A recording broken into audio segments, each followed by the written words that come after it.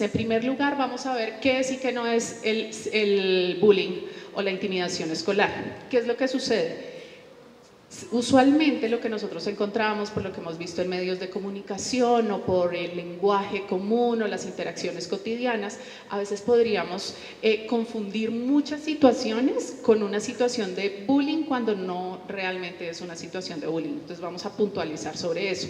Luego vamos a ver los mitos y realidades. Hay muchos imaginarios asociados a este tema que incluso validan culturalmente este tipo de situaciones. Imagínense que una cosa de las que sucede con las diferentes formas de violencia es que existen como unas ciertas normas culturales. Esto es como cosas que todos creemos y que hacen que pensemos que está bien violentar a otros o agredir a otros. Entonces vamos a mirar eso desde los mitos y realidades, cómo se ve.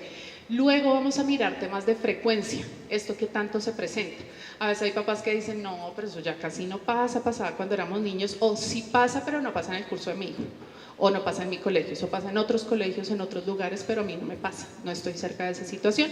Vamos a ver qué tan frecuente es. Luego vamos a revisar cómo se hace para prevenirlo. ¿Qué podemos hacer nosotros para evitar que este tipo de situaciones se presenten? Vamos a ir después a qué hacer puntualmente en cada uno de los casos. Si mi hijo es la víctima, si mi hijo es el agresor, si mi hijo es un observador, ¿qué podemos hacer? Y finalmente vamos a cerrar con el rol de los colegios. Entonces, como ustedes pueden ver, nosotros hoy vamos a estar en esto, espérenme si esto prende, no prende. Bueno, vamos a estar del punto 1 al 5 revisando lo que ustedes podrían hacer en el día a día, cómo podrían actuar, cómo podrían hacer esto accionable en comportamientos con sus hijos. Y al final vamos a ver la parte del colegio para un poco entender cómo eso nos conecta y cómo podemos trabajar de manera conjunta con el colegio, las familias, para lograr que los niños hagan el desarrollo de esos procesos y de esas habilidades que deben desarrollar. ¿Listo? Entonces, para comenzar, yo les voy a contar 2 casos y ustedes me van a decir, desde lo que ustedes saben, desde lo que se imaginan, desde el conocimiento actual, ¿cuáles de esos casos creen ustedes que se trata de una situación de intimidación escolar o bullying y cuál no? ¿Listo? Entonces, este caso es todo un drama. Entonces, imagínense que tenemos a 2 niñas. Ellas son Roselia y Lisa. Roselia y Lisa han sido amigas durante muchos años. Crecieron desde chiquitas en el colegio, han estado siempre en el mismo curso, salen juntas los fines de semana, sus familias se conocen. Y un día pasa que llega Manuela, que es una niña nueva. Manuela llega más o menos cuando Roselia tiene unos 14 años y Roselia ama a Manuela, eso hay conexión total, se conocen y quieren estar juntas todo el tiempo. Y cuando Lisa se da cuenta, dice como, ¿esta Manuela qué le pasa? ¿Me quiere quitar a mi amiga? Ella ha sido mi amiga toda la vida y ahora viene esta parecida y se la lleva los fines de semana y solo quiere estar con ella. Y entonces Lisa le dice a Roselia, ¿sabes qué, Roselia? No te juntes más con Manuela, es que esa niñita me cae gordísima, yo no la soporto. Y entonces le dice, ya no te juntes más con ella.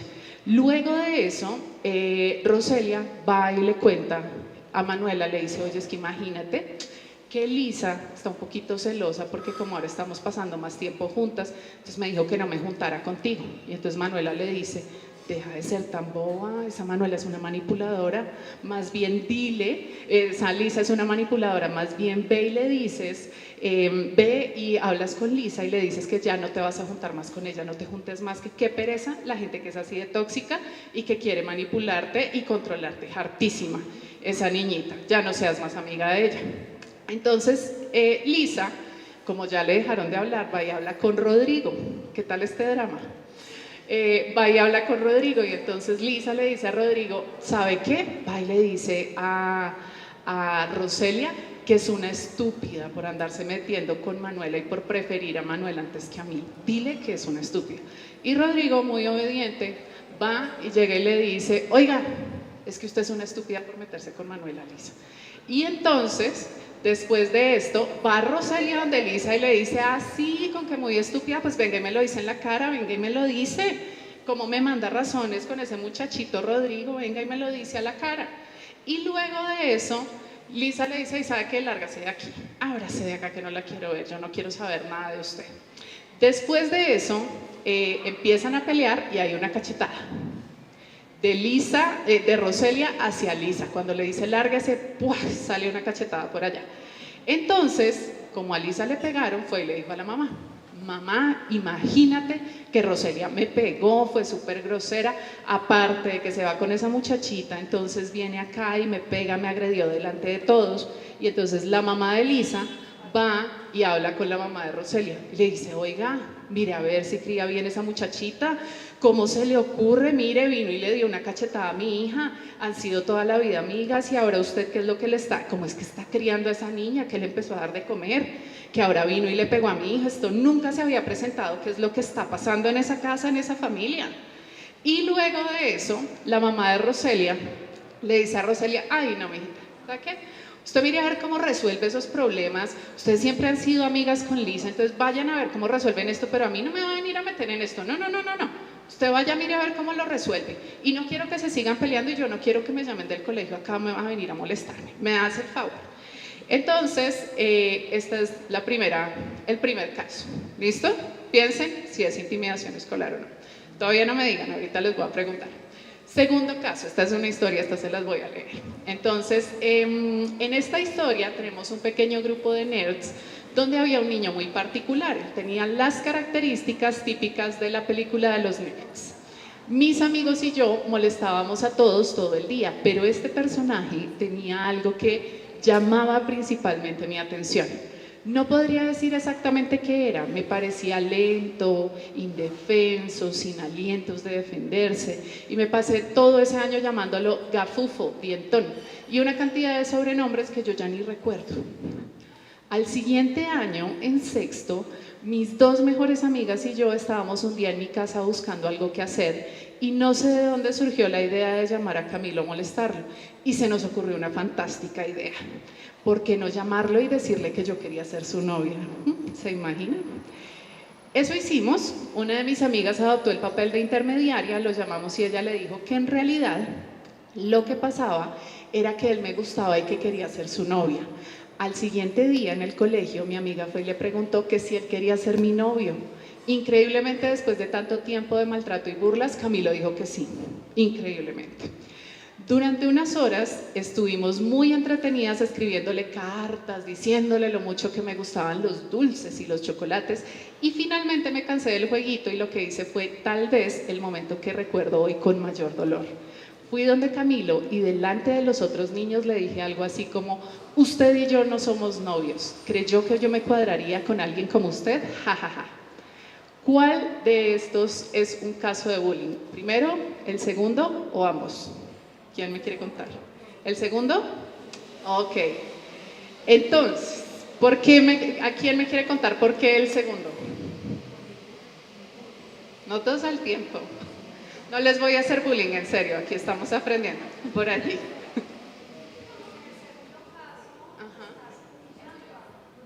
Pregunta, si en el primer caso, Roselia en lugar de darle una cachetada a Lisa, se hubiera burlado de ella, ¿eso lo haría bullying? ¿No? ¿Por qué? ¿Tú?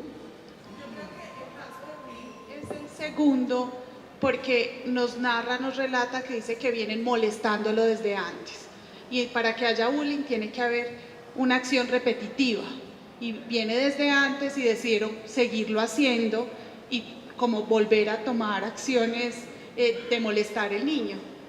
Entonces por eso creo que es bullying el segundo y no el primero.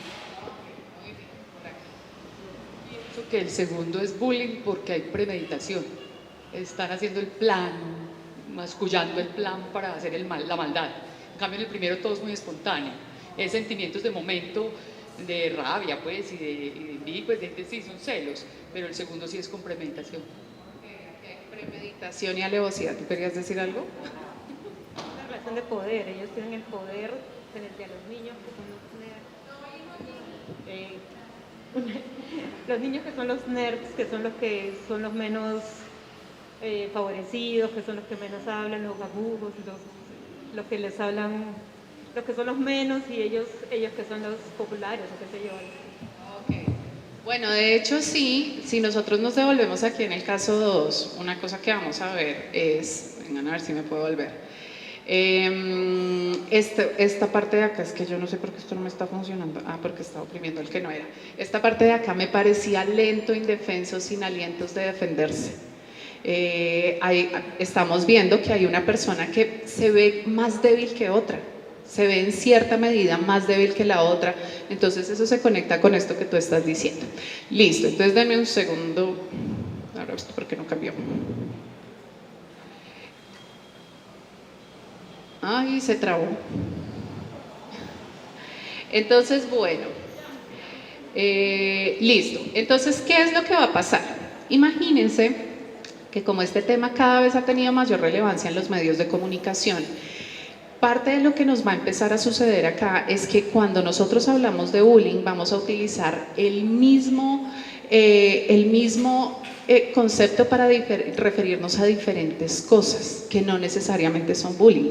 Entonces vamos a tener también además diferentes palabras para hacer relación a este tipo de conductas o a este tipo de comportamientos. Entonces, por ejemplo, tenemos intimidación escolar, que es, porque además es una palabra que viene del inglés, entonces uno dice bullying, eso uno como lo traduce, entonces como se ha traducido en el contexto colombiano, es intimidación escolar, que es lo más próximo a lo que realmente pasa en este tipo de relaciones. Otra palabra que se utiliza mucho, sobre todo en los medios de comunicación, es matoneo. Entonces, ¿qué es lo que pasa? Nosotros de hecho en Aulas en Paz trabajamos mucho para dejar de utilizar esta palabra. ¿Por qué? Porque esa palabra implica que entonces nosotros en las aulas tenemos niños que son matones. Y si nosotros tenemos niños que son matones, entonces empezamos a decir, bueno, ¿y esos matones de dónde salieron? Hay familias que entonces también están criando matones, o hay colegios que crían matones, que enseñan a matones, y eso no es preciso y no es correcto. ¿Por qué? Porque los niños no son matones, los niños están en un proceso de desarrollo y en un proceso de aprendizaje que requiere nuestro acompañamiento para que ellos puedan desarrollar habilidades que les permitan convivir de una manera adecuada en la sociedad. Entonces, este es un término que arrancamos diciendo, no lo usamos cuando hablamos de este tipo de temas. Si nosotros queremos ser precisos y queremos además ser respetuosos con los niños y niñas, no hablamos de matoneo. Luego tenemos hostigamiento. A veces podrían haber, y digamos que esto viene sobre todo de Estados Unidos, esta palabra hostigamiento, por la sensación de indefensión que podrían sentir las víctimas. Lo que suele sentir una víctima es, me están hostigando, estoy como arrinconado en un lugar oscuro donde no me puedo defender. Entonces de ahí también viene este tema de hostigamiento. O también podemos hablar de acoso escolar, que es una agresión que se da en un contexto escolar y que tiene unas características bastante particulares. Entonces, todos estos conceptos que tenemos, por ejemplo, la agresión, los conflictos, el bullying, son conceptos diferentes, no son equivalentes a la intimidación escolar o al bullying, son diferentes y tenemos que aprender a diferenciarlos. Entonces, ¿qué es lo que sucede? Tenemos acá, cuando hablamos de agresión, conflictos y bullying, diferentes problemáticas que podrían estar relacionadas o parecer lo mismo, pero que no necesariamente son diferentes. ¿Por qué no son diferentes? Porque requieren unos abordajes diferentes. Yo no actúo de la misma manera, por ejemplo, en un caso como el de Roselia y Lisa, a cómo actuaría, por ejemplo, en la segunda situación, o a cómo actuaría, por ejemplo, en una situación donde esta agresión se da a través de plataformas digitales. Vamos a requerir unas acciones específicas para cada una de estas situaciones. Y lo otro que sucede es que cuando nosotros hacemos un sancocho con todo esto y lo revolvemos, vamos a correr diferentes riesgos. El primero, que no logremos generar cambios, porque son diferentes formas de violencia que requieren el desarrollo de diferentes habilidades por parte de los niños. Pero además, otra cosa que podemos hacer es que podríamos obtener resultados contrarios a lo que nosotros estamos buscando. Cuando nosotros hablamos de agresión y hablamos de violencia, un gran problemita que tenemos es que la agresión y la violencia suelen escalar. Si nosotros no ponemos un freno al conflicto, lo que va a pasar con el conflicto es que probablemente puede ir escalando. Entonces, muchas veces tratando de manejar estas situaciones que se presentan, podemos hacer que en lugar de que el acoso pare, se incremente o sea mucho más hostil con las víctimas. ¿Listo? Entonces, bueno, cuando nosotros hablamos de conflictos, ¿de qué es lo que estamos hablando? ¿Qué es un conflicto en este sentido? Son básicamente situaciones donde nosotros tenemos a dos partes que están en situaciones opuestas o que tienen, digamos, unas posiciones opuestas y se encuentran. Ahí ya encontramos un conflicto. Por ejemplo, un conflicto, en mi casa se presenta un conflicto y es que a mi esposo le encantan las películas de acción. y yo odio las películas de acción. Y ambos tenemos la misma cuenta de Netflix. Y pues yo no voy a dejarme ganar. Yo voy a ver las películas que a mí me gustan, no las de acción porque no me gustan. Y él tampoco va a dejarse ganar. Tenemos posiciones contrarias y eso nos pone como en dos bandos, en dos esquinas opuestas. Entonces, ¿qué más pasa con los conflictos? Entonces, por eso vamos a pedir una intervención familiar de Aulas en Paz para que resuelvan el problema con las series. No, claramente no. Pero lo que sí debemos entender es que estos conflictos hacen parte de la vida cotidiana. Nosotros todo el tiempo vamos a tener conflictos, en la casa, en la escuela, en el trabajo, vamos a tener conflictos. Podemos estar en situaciones en las que tenemos posiciones opuestas o pensamientos opuestos y eso no está mal, hace parte de la vida. ¿Qué es lo que sucede? Que parte de lo que nos plantean los conflictos es que nos dan ciertas oportunidades para poder desarrollar las habilidades para poder lidiar con ellos. Entonces, por ejemplo, a veces nosotros diríamos, no, lo que nosotros queremos para los niños es una escuela sin conflictos, donde no hayan conflictos y ellos sean felices todo el tiempo y vivan felices todo el tiempo y sean amigos de todos con todos. Y eso sería chéverísimo, pero el problema es que si no se presentan los conflictos, los niños no van a desarrollar habilidades para gestionar el conflicto. Entonces, es importante que los conflictos se presenten porque eso permite que los niños y niñas también desarrollen habilidades socioemocionales. Entonces, tampoco nos vamos a ir del otro lado, entonces generemos hartos conflictos para que los niños desarrollen las habilidades rápido. No, la idea es que cuando se presentan podamos ayudar a los niños a que ellos mismos, de acuerdo a su nivel de desarrollo, los vayan gestionando poco a poco, ¿vale? Y lo otro es que siempre podemos aprender a manejar los conflictos de una manera pacífica. Esa posibilidad siempre la vamos a tener. Y es la invitación que nosotros hacemos para apoyar a los niños a que los gestionen de esta manera. Entonces, la intimidación escolar no es una situación de conflicto. Entonces, ¿por qué? Porque, digamos, no hace parte inherente de la vida, ya es una situación que se sale de lo común y de lo cotidiano y sobre la cual vamos a tener que actuar. ¿Listo? Entonces, bueno, ahora sí, ¿de qué hablamos cuando hablamos de intimidación, bullying, acoso escolar? ¿Qué es lo que nos dice esto? Entonces, primero, característica número 1, es una agresión que se da entre una o varias personas, se da con una o varias personas. Podría ser de uno a uno o un grupo contra otro, contra otra persona o contra un pequeño grupo de personas. Otra cosa que va a pasar es que estas personas agreden intencionalmente, es decir, hay intención de hacer daño, lo que por allí nos decían como dolo y alevosía, ganas de herir al otro, de generarle un daño al otro. Y en tercer lugar, lo que va a pasar con este tipo particular de agresión es que se da de manera repetida y sistemática. ¿Qué quiere decir esto? Se da varias veces por parte de los mismos actores, se repite una y otra vez y se da sistemáticamente, es decir, se hacen, por ejemplo, planes. Por ejemplo, este plan que se hacía en la segunda situación de, y si le hacemos carticas para que se ilusione un poquito más, y si por ejemplo lo que hacemos es que hoy le mandamos las carticas y mañana lo humillamos delante de todos y después todos nos burlamos, entonces cuando hacemos esos planes, eso va a incorporar la sistematicidad. Y lo otro es que en este tipo de situaciones usualmente la víctima es muy vulnerable porque se genera un desbalance de poder. Entonces, ese desbalance de poder puede estar dado por diferentes factores. Podría estar dado, por ejemplo, por la edad. Por ejemplo, un niño que es más chiquito que otro o que otro grupo de niños, un niño de tercero contra unos niños que están en séptimo, por ejemplo. La fuerza o la capacidad física también podría ser una situación de desbalance de poder. Un niño que es delgadito, pequeñito, por ejemplo, como este que nos mostraba el caso 2, versus uno que es grandísimo y que es fuerte, podría haber un desbalance allí. O también ese desbalance de poder podría estar dado por la posición social. Un niño que siempre ha sido muy tímido, que no tiene tantos amigos, versus otro niño, otra niña que tiene muchos amigos, que es muy popular, que es muy reconocido, podría pasar también por esto. ¿Listo? Entonces, tiene que tener una situación de intimidación escolar, estas características para que nosotros hablemos de que es una situación de intimidación escolar. Usualmente, ¿qué es lo que pasa? Muchos de los casos que se reportan como casos de intimidación escolar, cuando se van a analizar, puede que no, si no cumplen con estas características, lo que terminan es siendo conflictos que se han gestionado mal, que han escalado y que requieren manejo de conflicto, no de una agresión del tipo de intimidación escolar. ¿Listo? Entonces, bueno, poniendo esto como en un diagramita, ¿esto cómo sería? Nosotros tenemos conflictos, tenemos muchas situaciones de agresión y algunos conflictos pueden incluir agresión. Por ejemplo, en el caso de Roselia y Lisa, cuando Roselia va y le dice, Lisa va y le dice a Rodrigo que le diga a Roselia que es una estúpida, entonces en ese momento ya nosotros tendríamos una agresión, que es una agresión verbal. Luego otra agresión cuando va a la cachetada, también eso es agresión. Pero a veces los conflictos no tienen agresión. Yo, por ejemplo, nunca soy agresiva con mi esposo cuando no quiere ver mis series ni mis documentales.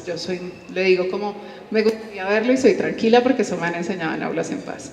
Y por otro lado tenemos el acoso, que siempre va a ser una agresión y que no es un conflicto. Ya ahí no hablamos de un conflicto, sino que hablamos de una agresión particular, un tipo de agresión particular que tiene unas características particulares y que requiere un manejo especial.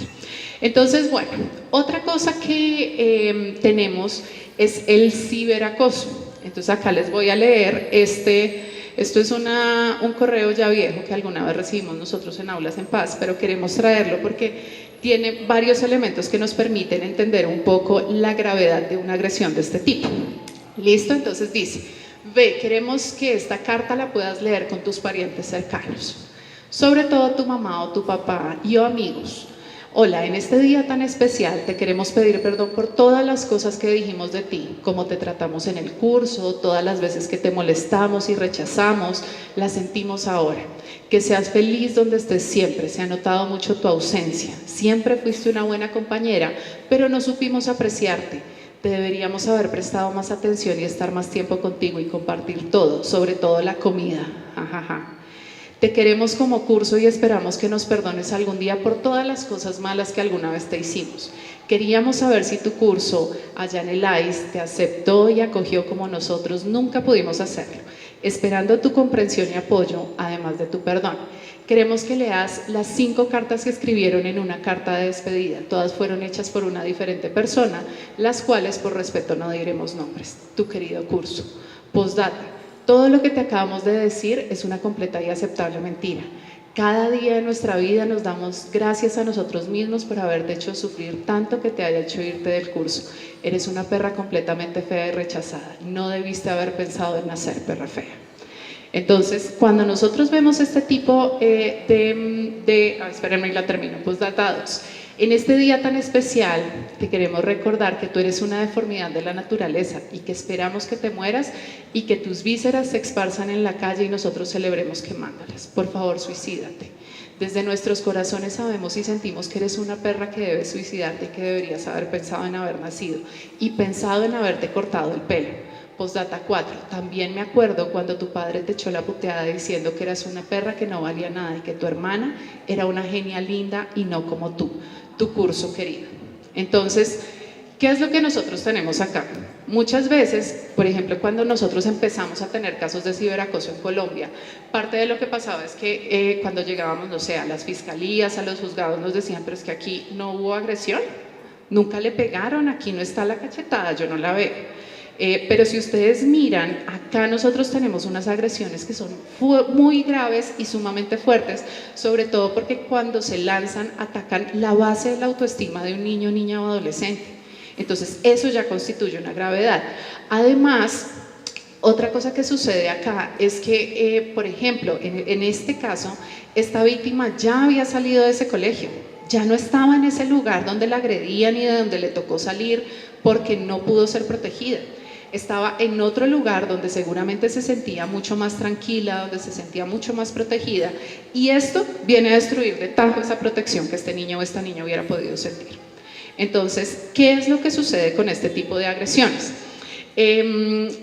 Cuando nosotros hablamos de la agresión de la intimidación escolar, podemos tener diferentes tipos de agresión.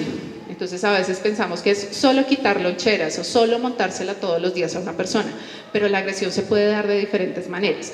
La primera es física. Esto es mediante golpes, mediante herir a las personas, mediante hacerles daño, básicamente a través de golpes, jaladas de pelo, etc. También puede ocurrir de manera verbal. Por ejemplo, este correo electrónico que yo les mostraba, uno diría como, ahí realmente no hay un golpe, ahí no hay una herida. Sin embargo, hay una agresión que es tremenda y que probablemente deja heridas emocionales muy fuertes. Cuando yo, por ejemplo, hablo con las personas respecto a las heridas que dejan este tipo de violencias, las personas suelen decir como, es que yo hubiera preferido tener un golpe o un morado que me hubiera dado un golpe a que me hubiera dicho todo eso. Es mucho más fuerte, es mucho más doloroso. También podría haber una agresión relacional o indirecta. Y esta, por ejemplo, es una que nos cuesta mucho trabajo ver. Entonces, esta es de los grupos, yo les digo como los grupos anti-Pepita. Entonces, vamos a hacer un grupo anti-niños que sean de esta manera, o anti-niñas que sean de esta manera, o anti-personas que piensen de esta manera, que se vistan de esta manera, que tengan ciertas cosas o que no tengan ciertas cosas. Entonces, ¿qué es lo que pasa? En esta agresión relacional, parte de lo que vamos a empezar a ver es discriminación.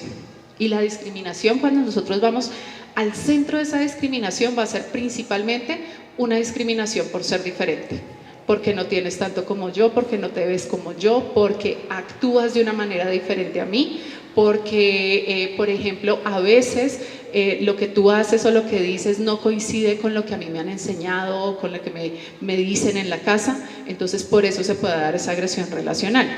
En esta agresión, por ejemplo, encontramos los casos de los niños que no son invitados a ninguna fiesta, cumplen años y no son invitados, o hacen su fiesta y nadie llega a su fiesta porque es el niño al que todos están agrediendo de una forma relacional. Entonces, en esta agresión, hagan de cuenta que actuamos casi que por omisión, es empezar a dejar al otro en un espacio tan solitario y tan alejado que lo hace sentirse herido y lo hace sentirse excluido. Entonces, en este tipo de agresión, principalmente lo que se va a presentar es exclusión.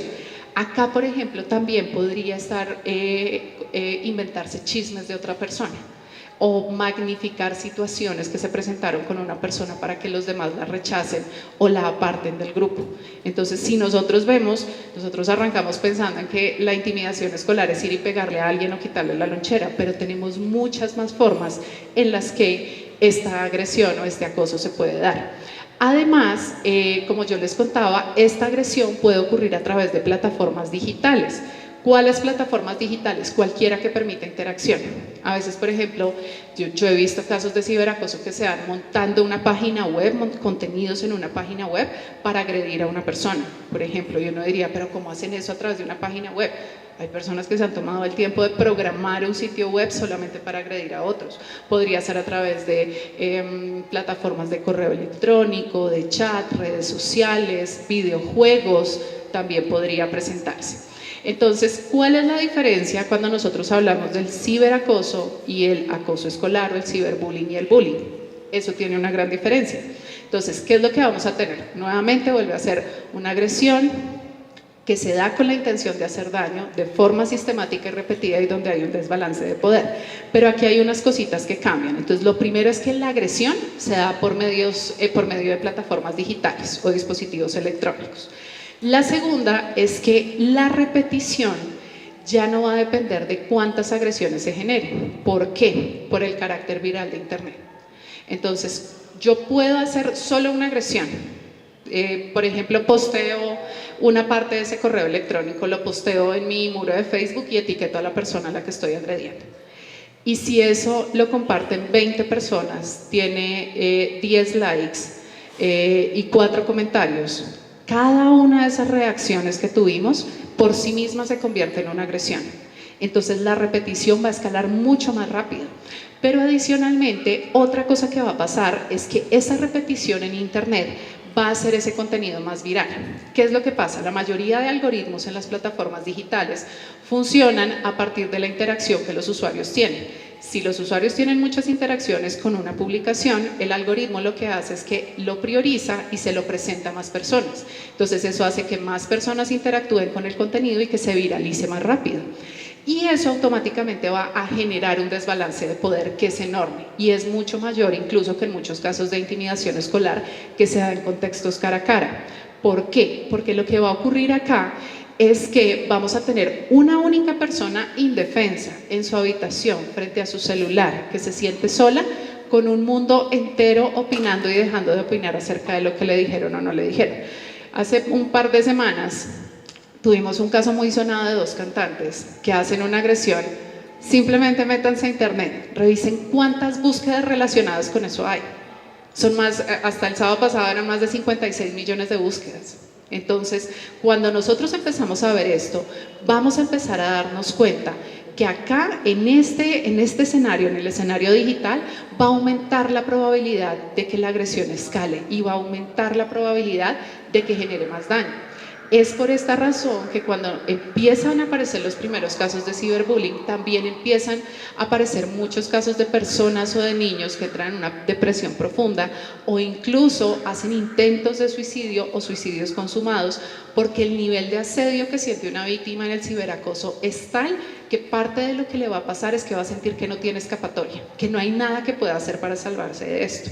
Entonces, eso es lo que nos va a pasar específicamente con el ciberbullying. Entonces, ¿cuáles son, digamos, esas diferencias que hay con el bullying tradicional? Lo primero va a ser el anonimato. Entonces, en este tipo de situaciones, en el ciberacoso, a veces es muy difícil saber quién fue el que inició la agresión, porque crear un perfil en internet es muy fácil, crear una nueva cuenta en cualquier plataforma es algo muy sencillo, y entonces aquí puede haber anonimato, es decir, que yo sepa que la agresión existe, que todos la están viendo, pero no sé quiénes son las personas que están generándola o que están interactuando. Otra cosa que va a pasar es la velocidad de propagación. Como nosotros acá contamos es con la viralidad de internet, esto es algo que puede que lo posteemos y nadie lo vea, podría pasar, pero también puede que lo posteemos y se vuelva viral. Entonces, por ejemplo, acá un claro ejemplo de este tipo de situaciones son muchos memes o muchas personas que han salido como en estas postalitas, en estas imágenes de internet, que un día aparecieron ahí y ya no son Juan, Pepito, María, sino son el del meme.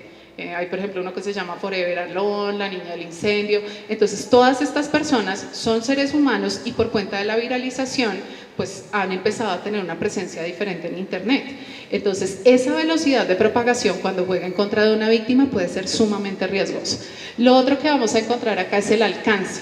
Entonces, cuando nosotros estamos ante el bullying que se da cara a cara, parte de lo que nosotros vamos a encontrar es que se da, por ejemplo, no sé, nosotros nos peleamos y van a ver ellos, y ya, ahí paró.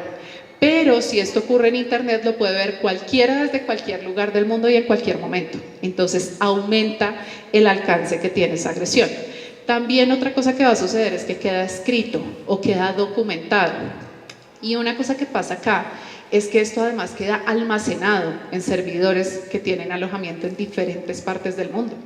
Entonces nosotros empezamos a ver que esto puede ser una problemática mucho mayor. Va a haber menos posibilidad de escape para las víctimas, por lo que yo les decía, que era esta situación de indefensión, y usualmente, denme un segundo, usualmente esto es algo que ocurre y que se empieza a viralizar en las primeras 24 horas, entonces algo que comienza con una cosa muy chiquita que puede ser incómoda, muy rápidamente va a escalar y va a empezar a generar un daño mayor. ¿Listo? Entonces, otra cosa que va a pasar acá es que en este acoso escolar o intimidación escolar podríamos encontrar una mezcla de todas estas formas de agresión. O sea, esto no es como una cosa de libro, no es como, este es un caso de bullying solo físico o es un caso de bullying solo relacional. No, podría tener una mezcla de todo.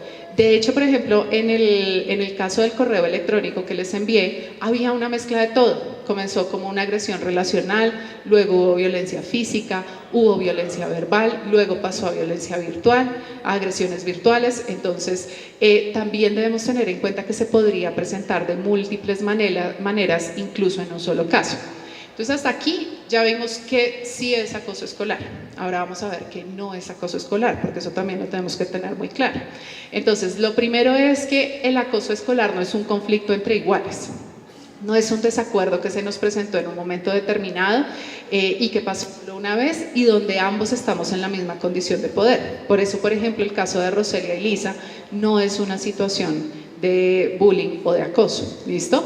Tampoco es una pelea o agresión esporádica, es decir, una cosa que se presentó solo una vez. Por ejemplo, a veces los chicos, algo sucedió y uno le pegó al otro y esto solo pasó una vez y después ya no volvió a ocurrir. Eso no es una situación de intimidación escolar, es un conflicto o una agresión esporádica que se dio. Y tampoco es el trato entre amigos que ambas partes reconocen como amigable.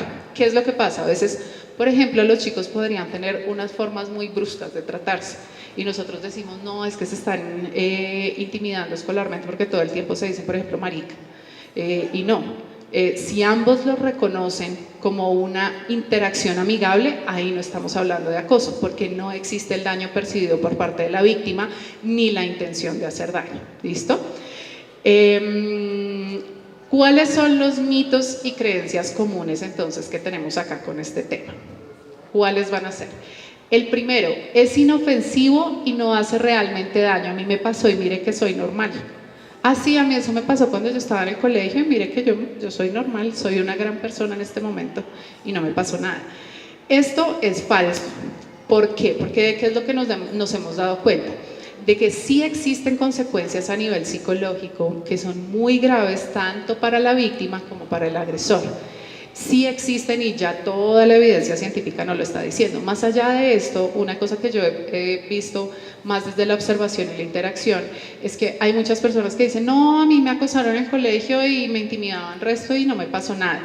Y estas son personas que, por ejemplo, no gestionan bien sus conflictos o que recurren a la violencia para gestionar los conflictos, tienen dificultades con el reconocimiento de sus emociones. Entonces, aquí tenemos que revisar bien exactamente qué es lo que no me pasó nada. ¿Por qué? Porque uno de los graves daños que genera la violencia es que se va normalizando. Cuando nosotros hemos sido sometidos a violencia o estamos expuestos a violencia de manera recurrente, decimos es normal, no pasa nada. Y resulta que no, interactuar de forma violenta no es algo normal y esperable, ni con niños, ni con adultos, ni con ningún ser humano. ¿Listo? Luego tenemos otro mito que dice, ay no, es que eso forma el carácter. Uno tiene que aprender a ser berraquito en la vida y eso prepara a los niños para la vida y para que sepan que la vida es dura y que ellos tienen que aprender a defenderse y sacar fuerza si alguien se la monta.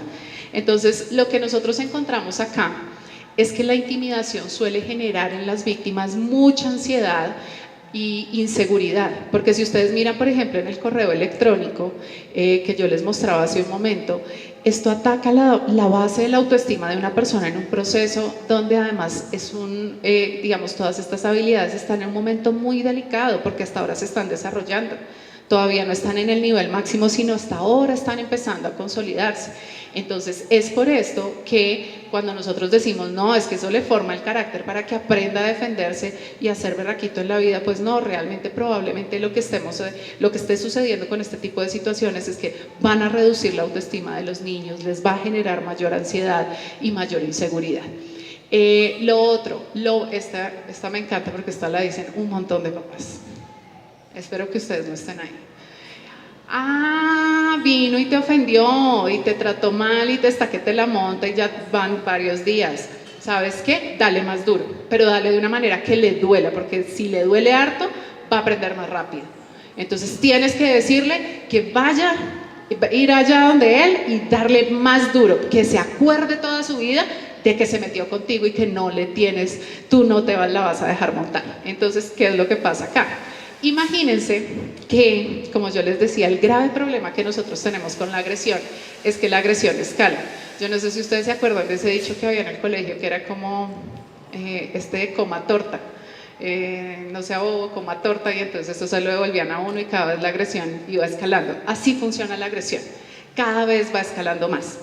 Y va creciendo. Entonces, ¿qué es lo que sucede? Cuando nosotros nos sentimos atacados y respondemos con agresión y la condición de esa agresión es dele más duro para que lo recuerde, entonces necesariamente lo que vamos a entrar es una lucha de poder donde la agresión cada vez va a ser mayor. Entonces esto no va a detener nada, pese a lo que muchos de nosotros hubiéramos podido creer en algún momento de la vida. Darle más duro al otro lo único que va a hacer es que en algún momento nos den más duro a nosotros mismos. Porque si ambas partes están pensando en esa estrategia, pues lo que va a pasar es que algún día el golpe de vuelta va a ser más duro. Y estos intimidadores van a responder con una mayor agresión. Otro mito y creencia que tenemos. Eso es problema en otros, sí, yo sí he visto que se presentan esos casos, pero en otros colegios o con otros niños, aquí no hay intimidación. Entonces, lo que va a pasar es que es altamente común que nosotros no conozcamos los casos de intimidación. Eso puede pasar muchísimo. ¿Por qué? Porque, por ejemplo, a los niños que han sido víctimas les va a dar mucha vergüenza o les va a dar mucho miedo hablar. A los espectadores también les podría dar miedo contar porque van a decir que ellos son los sapos y pues un agresor no va a llegar a la casa diciendo como ay mamá, imagínate que le di 5 puños a Juan otra vez igual que ayer, ¿me vas a felicitar? No, los niños no van a llegar a hacer eso. Entonces muchas veces no nos vamos a enterar de que existe o que ocurre en el salón de nuestros hijos, o podemos enterarnos que ocurre en otro lado. ¿Por qué? Porque otra persona llegó a contarnos porque no estamos involucrados emocionalmente con la situación. Entonces va a ser además una responsabilidad del colegio y de la familia poder detectar este tipo de situaciones. ¿Por qué? Porque como es una situación ante la que se genera miedo, y donde, por ejemplo, las víctimas se van a sentir muy desprotegidas, puede ser que a veces nosotros no lo notemos o no nos demos cuenta. Por eso hay que estar con los ojos abiertos para que si en algún momento lo detectamos, entonces podamos actuar de manera conjunta con el colegio para contener la situación, para frenarla. Y acá va a ser muy importante que si ustedes miran, esta responsabilidad es de los dos, de colegio y familia. No es colegio contra familia o familia contra colegio, es juntos. ¿Por qué? Porque es que lo que pasa es que además en esto nosotros estamos modelando un comportamiento con los niños acerca de cómo gestionar un conflicto. Cuando se presenta una situación de estas en una comunidad educativa, para nosotros los adultos, para el colegio y la familia, esto viene a ser un conflicto que vamos a tener que resolver. Es necesario resolverlo para evitar que escale. ¿Listo? Otra cosa que va a pasar, o que pensamos, perdón, es que los observadores no pueden hacer nada. La intimidación escolar es solo cosa del niño que agrede y el niño que agrede. Pare de contar, ahí nadie más puede hacer nada. Los demás, pues si acaso miramos y pues mejor no opinar porque para qué meterse en esas cosas. Y resulta que eso no es así. Imagínense que lo que nos muestran las investigaciones es que la intimidación es un asunto de grupo. Es decir, cuando el grupo no actúa para frenarla, los agresores se sienten más empoderados para hacer daño. Y además estos agresores juegan un papel fundamental porque imagínense que lo que ha demostrado ser más efectivo para frenar la intimidación es cuando los agresores se oponen y señalan que no están de acuerdo con lo que el agresor está haciendo. Eso contiene al agresor de una, es lo más efectivo que se ha encontrado hasta este momento para contener la agresión. Y el otro mito es, mi hijo nunca ha estado metido en una situación de agresión, nunca ha sido víctima, él nunca ha sido victimario. Y vamos a ver ese mito que nos dicen las cifras, ¿listo? Entonces vamos a ver qué tan frecuente es la intimidación. Estas cifras que ustedes ven acá son los estudiantes de grado quinto, son los porcentajes en estudiantes de grado quinto de las pruebas Saber de 2016 que han sido víctimas, que han intimidado, que han observado. Entonces, lo primero que nosotros vamos a entender es que todos nuestros hijos, si en algún momento ha habido, así sea un solo caso de intimidación escolar en el colegio, todos nuestros hijos han hecho parte de esa situación, porque han estado allí involucrados como víctimas. Si no fueron víctimas, pudieron haber sido quienes intimidaron, y si no fueron ni las víctimas ni quienes intimidaron, fueron observadores de esta situación. Entonces, lo primero va a ser, probablemente todos sus hijos han estado en un caso de intimidación escolar, es altamente probable. Entonces ya esto no nos reduce solo a un grupo pequeño. Esta cosa no sé por qué no está funcionando. Denme un segundo. Listo. Y aquí tenemos los de grado noveno. Entonces, si ustedes miran con los más chiquitos, está un poco más exacerbado, pero aquí seguimos teniendo casos. Se bajaron un poco, pero los seguimos teniendo. Entonces, una vez nosotros entendemos que todos hacemos parte de este problema, pues entonces tenemos que empezar a mirar, bueno, cómo todos podemos participar en la solución de este problema. Entonces, lo primero va a ser entender las consecuencias, qué es lo que pasa con cada uno de estos actores y cómo esto afecta a cada uno de nuestros hijos, independientemente del lugar en donde estén. Entonces, ¿qué es lo que va a pasar? Con las víctimas, lo primero que vamos a tener es aumenta el riesgo de depresión y de suicidio. ¿Por qué? Porque se sienten solas, porque se sienten aisladas, porque además reciben ataques frecuentemente, porque se sienten desprotegidas, porque podrían estar con mucho miedo. También tenemos un riesgo de venganza violenta. Entonces, ¿qué es lo que pasa? En muchos casos, las víctimas podrían convertirse en agresores por tratar de defenderse. Es algo que podría ocurrir. El asunto es que como son personas tan heridas, puede ser que en esa venganza puedan llegar a ser muy violentos. Y eso lo sigue haciendo una agresión. Y en esta situación, digamos, donde se presentó, así antes hubiera sido víctima un niño y fue agresor en esta situación, pues eso lo va a convertir también en agresor. Entonces, las víctimas podrían tener el riesgo también de hacer una venganza violenta, y puede haber un riesgo de bajo rendimiento académico, que usualmente, de hecho, si empezamos a revisar, parte de lo que va a suceder es que ese bajo rendimiento académico en muchos casos es una señal de que algo está sucediendo. No va a ser señal directa de bullying, pero sí nos dice hay algo que no está bien, tenemos que entrar a revisar qué es lo que está pasando. Entonces aquí se puede dar como consecuencia, una consecuencia que además nos empieza a dar pistas de que algo se está presentando. Luego, con los intimidadores, un riesgo enorme que vamos a tener es el de violencia intrafamiliar. Los intimidadores podrían convertirse en personas agresoras al interior de su familia. Esto es algo que les podría pasar. Uno dice como, pero no, aquí en la casa, dentro de la casa se porta bien, pero parte de lo que uno empieza a ver en la investigación es que estos agresores podrían empezar a tener estas conductas agresivas dentro de su propia familia con otros miembros de la familia. También otra cosa que pasa con los intimidadores es que pueden empezar a tener un riesgo de tener una carrera criminal, empezar a tener conductas delictivas, consumo de sustancias psicoactivas, empezar a pasar demasiado tiempo con grupos que son de alto riesgo. Entonces también nos podría suceder. Y con los observadores, el primer riesgo que vamos a tener es la sensibilización, que es un daño grave, porque es, si yo veo que le están haciendo daño a otro, no actúo porque eso es normal, es que acá nos agredimos todo el tiempo, yo no voy a hacer nada. No actúan para defender a otros que están siendo víctimas de violencia, ¿listo? Entonces, ¿cómo podemos actuar para prevenir o manejar estas situaciones? Como vimos, las consecuencias están para todos. Y tenemos consecuencias bastante negativas para todos, pero existen maneras en las que lo podemos manejar. Entonces, con los observadores trabajamos en desarrollar empatía. ¿Esto cómo lo hace uno en la práctica? Entonces, por ejemplo, ¿tú cómo te sentirías si esto te lo hicieran a ti? ¿Qué sentirías tú si a ti no te invitaran a las fiestas, si fueras a ti al que no invitan a las fiestas?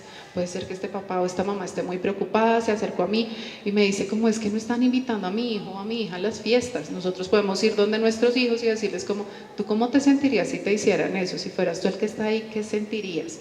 ¿Qué crees que podemos hacer para que esta persona se sienta mejor? ¿Cómo podríamos lograr que se sienta mejor?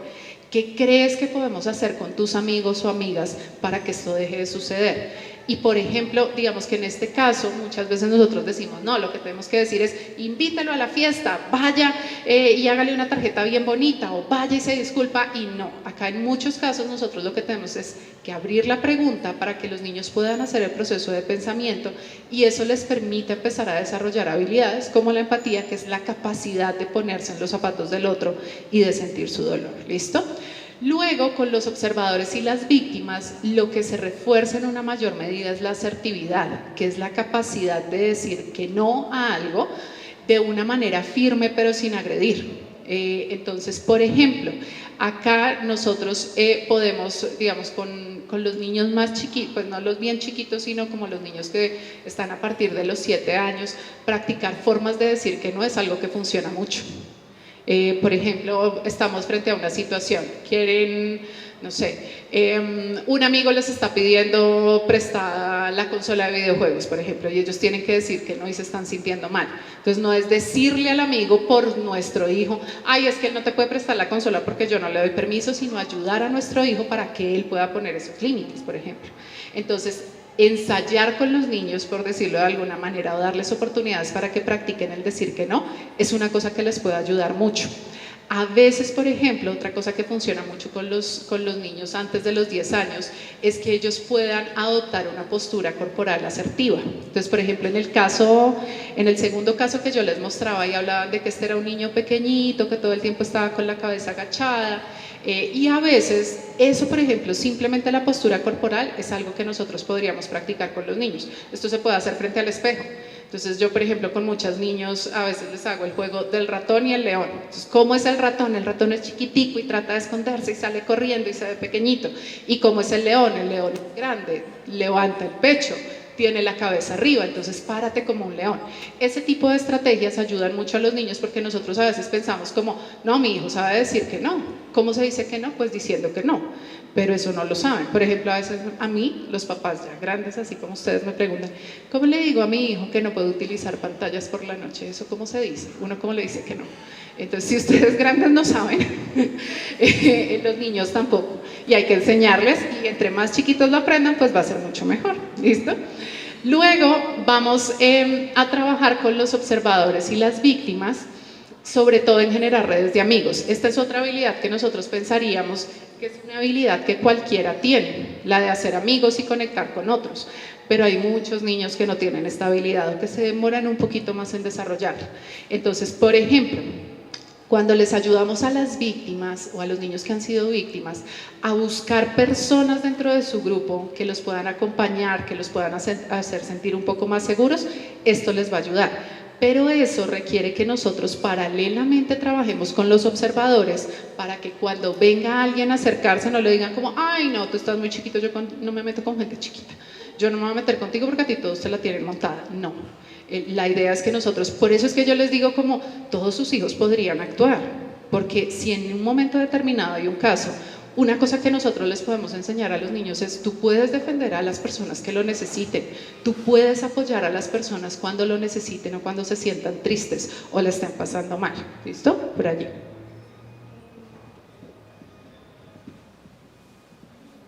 Yo sí quisiera que nos explicaras cómo hacer esas herramientas, porque aquí no suena muy bonito, con los adultos suena muy lindo, pero los niños son crueles. Entonces yo te digo a ti, por favor, incluye a este niño, que no lo están tratando bien, vamos a hacer esto. Se van los adultos y los niños lo que hacen es maltratarlo más y volverlo un centro más de bullying. Entonces, ¿qué estrategias se pueden hacer para que los niños delante de los adultos no actúen de una manera y ya solos lo actúen de otra manera? Bueno, digamos que aquí hay una cosa que nos va a suceder y es que cuando esto ocurre, que los niños actúan bien o los seres humanos actúan bien porque hay un policía mirando, es por la forma en la que nosotros hemos establecido la norma. Por ejemplo, esto podría ser resultado de que nosotros aplicamos, por ejemplo, metodologías de premios y castigos, o podría también ser resultado de que nosotros ante un mal comportamiento siempre lo estamos sancionando con castigo, con exclusión o con formas violentas. Es una cosa que se presenta mucho cuando nosotros estamos como en un contexto de este tipo. O por ejemplo, cuando esto se da, digamos, cuando las consecuencias que nosotros establecemos incluyen exclusión o generan sentimientos negativos en los niños. Entonces, ¿qué es lo que va a pasar? Ellos no entienden el porqué de la norma, sino que entienden que hay que cumplirla cuando el adulto esté mirando para no tener una consecuencia negativa. Entonces, una cosa que podemos hacer es empezar a modelarles cómo se gestiona un conflicto, cómo tratamos a las personas. Entonces, en ese modelado, en ese ejemplo que nosotros les damos a los niños, tenemos un primer recurso fundamental. Otra cosa que nosotros podemos hacer en este tipo de situaciones, por ejemplo, también es generar acuerdos como familias. Porque nosotros muchas veces tenemos unos niños que están en grupo, que interactúan juntos y como familias no establecemos límites o normas conjuntas. Cuando los niños tienen consistencia en la norma, es decir, que la misma norma aplica en diferentes momentos y en diferentes condiciones y en diferentes espacios, esa aumenta la probabilidad de que los niños cumplan la norma. Entonces esa, por ejemplo, sería otra. Otra estrategia que podemos utilizar acá es que los niños cumplan la norma no porque voy a tener una consecuencia negativa, sino porque yo sé que esto es lo mejor para mi entorno. Entonces, por ejemplo, uno cómo puede hacer de que los niños empiecen a sentir que esto es lo mejor para su entorno y que lo puedan hacer de esta manera. Cuando nosotros hacemos estas preguntas de ¿tú cómo te sentirías si esto te pasara? ¿Qué crees que podríamos hacer nosotros para ayudar a este niño o a esta niña que se sienta mejor?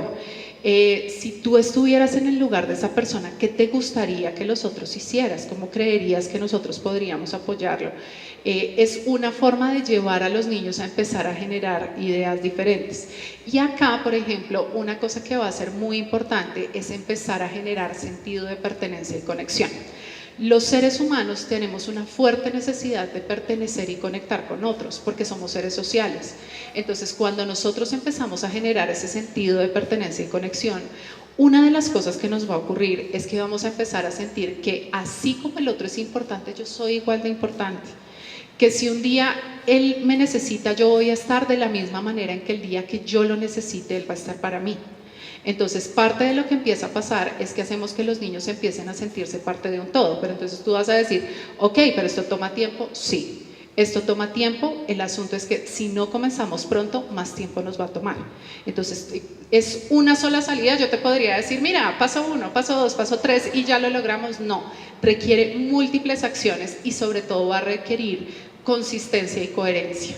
Consistencia, ¿qué es? Que hacemos esto en el colegio, lo hacemos en la casa, lo hacemos el fin de semana en el club, lo hacemos cuando estamos con los primos, lo hacemos con los amigos del conjunto. Todo el tiempo lo hacemos y es la forma en la que interactuamos. Y la coherencia es, yo a ti te pido que trates a las personas como yo trato a las personas y como te trato a ti. Pero yo no puedo, por ejemplo, pedirles a mis hijos que traten a las personas de una manera determinada cuando yo, por ejemplo, a veces puedo ser violento con ellos o agresivo con ellos o le doy ejemplos a mis hijos de agresión. Entonces, por ahí más o menos iría la cosa.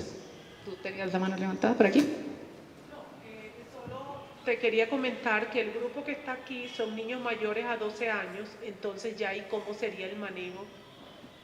Okay. Entonces, con los niños mayores de 12 años, digamos que ellos acá ya empiezan a tener, digamos, un mayor componente, por ejemplo, relacional. Y, por ejemplo, si ustedes miran en estas diapositivas que yo les presentaba de cifras, nosotros tenemos que este tipo de violencia se van a exacerbar durante la adolescencia, en esta época que tú dices, como entre los 10 y 14 años es donde tenemos mayor número de casos y después empiezan a bajar un poquitico, como hacia novena, empiezan a reducirse. Entonces, ¿qué es lo que va a pasar acá? Imagínense que el gran reto que nosotros empezamos a tener en esta edad es que los niños empiezan a hacer todo su proceso de individuación, que es como definir su personalidad, que es todo el proceso que viene atado a la adolescencia. Entonces, en este proceso de individuación que hacen los niños, parte de lo que va a empezar a pasar es que las diferencias se van a notar mucho, van a ser sumamente notorias. Entonces, por ejemplo, ayudarles a los niños a valorar la diferencia en lugar de señalarla y discriminarla es una cosa que nos ayuda mucho. Entonces, por ejemplo, a veces podríamos, no sé, escuchar a un niño que nos dice, ay no, es que imagínate que llegó con el pelo rosado hoy al colegio y a mí el pelo rosado no me gusta. Entonces podemos decir como, pero puede que a ella le guste. ¿Tú qué opinas? Por ejemplo, podríamos decir, puede que a ella le guste. Tú le preguntaste en algún momento por qué fue que quiso tener el pelo rosado y porque para ella eso es importante. Vale la pena escuchar para que podamos entender, por ejemplo, sus razones. Acércate a esa persona para conocer por qué es que está haciendo ese tipo de cosas. ¿Qué es lo que pasa? Nosotros muchas veces lo que hacemos es lo contrario. Uy, llegó con el pelo rosado, no te juntes más con esa niña porque si no, fijo, mañana tú llegas con el pelo rosado. No te acerques a ella. Aléjate de esa niña, la del pelo rosado. No, acá en esta casa no nos gustan los pelos rosados. Entonces, ayudarles a los niños, por ejemplo, a valorar la diferencia, a poderla reconocer, va a ser una cosa muy valiosa. A veces nosotros decimos, no, es que lo que pasa es que hay ciertos comportamientos que no me gustan. Nosotros podemos dejar muy claramente definidos los límites en nuestra casa. Por ejemplo, nosotros podemos decir, no, es que en esta casa nosotros nos pintamos el pelo de rosado, pero puedes tener amigos que se pintan el pelo de rosado. Que un día me llegues acá con el pelo pintado de rosado, no. Porque la regla en esta casa es que no nos pintamos el pelo de rosado. Pero puedes hablar con gente que tenga el pelo de rosado, de pronto en sus casas sí los dejan. Y es una manera en la que nosotros podemos ayudar a los niños como a acercarse un poco más a los otros desde la diferencia y no tanto desde la exclusión. Otra cosa que va a ser muy importante acá es, por ejemplo, enseñarles a los niños a respetar en diferentes espacios y qué es el respeto en diferentes espacios. Entonces nosotros a veces hablamos mucho con los niños de qué es respetar al otro mirándolo a la cara, pero por ejemplo no hablamos con los niños de qué es respetar al otro en internet. Por ejemplo, no decir palabras ofensivas, por ejemplo, no publicar información si no tenemos su consentimiento, no decir cosas que puedan herir o que puedan generarle daño a otros, y que eso también se extiende a los entornos digitales. Es otra estrategia que nosotros podríamos usar, y ahorita te sigo diciendo más, vamos a revisar más estrategias, ¿listo? Entonces, lo otro que podemos hacer acá es el manejo, la gestión o la regulación de emociones. Entonces, acá, por ejemplo, una estrategia que nos sirve mucho para que los niños aprendan a regular las emociones son estrategias relacionadas con mindfulness o respiración consciente. Estas sobre todo funcionan con los niños ya después de los 10, 11 años, son súper útiles. ¿Se pueden implementar con niños más chiquitos? Sí se pueden hacer, enseñarles a los niños, ok, por ejemplo, estás muy furioso, listo, vamos a respirar, vamos a hacerlo juntos, por ejemplo, con los niños, con los más chiquitos lo hacemos juntos, con los más grandes, por ejemplo, existen muchos ejercicios o muchos recursos en YouTube, hay aplicaciones, por ejemplo, como Headspaces, como Calm, que nos pueden servir, digamos, para que los niños puedan poner esto en práctica en el manejo y la regulación de emociones. También acá va a ser importante, por ejemplo, ayudarles a los niños a poner en palabras lo que están sintiendo, y esto aplica en general para todas las edades. Entonces, si yo, por ejemplo, en algún momento veo que mi hija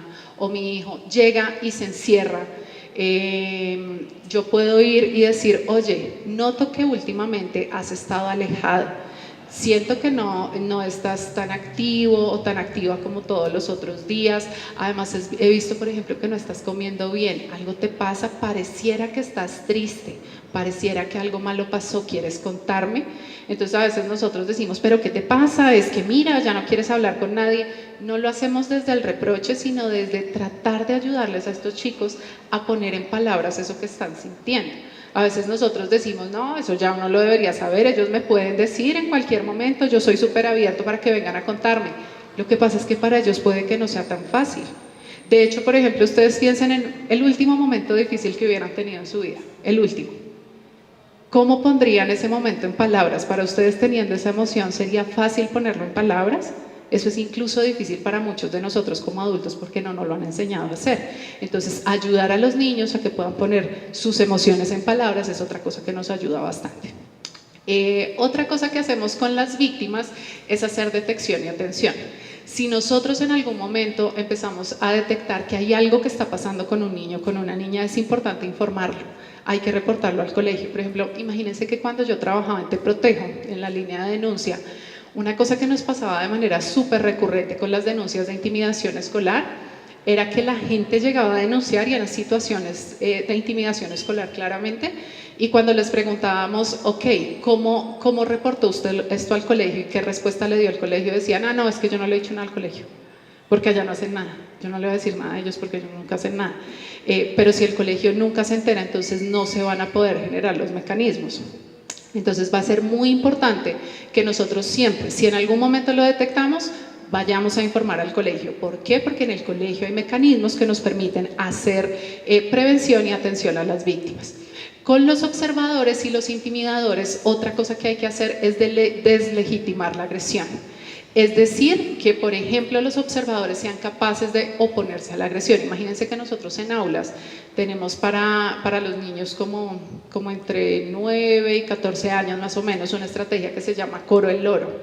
Coro el Loro es una estrategia que les permite decir a los niños, decir en coro cuando están en desacuerdo con algo. Pueden decir, así no, eso no lo hacemos así, no estamos de acuerdo con esto.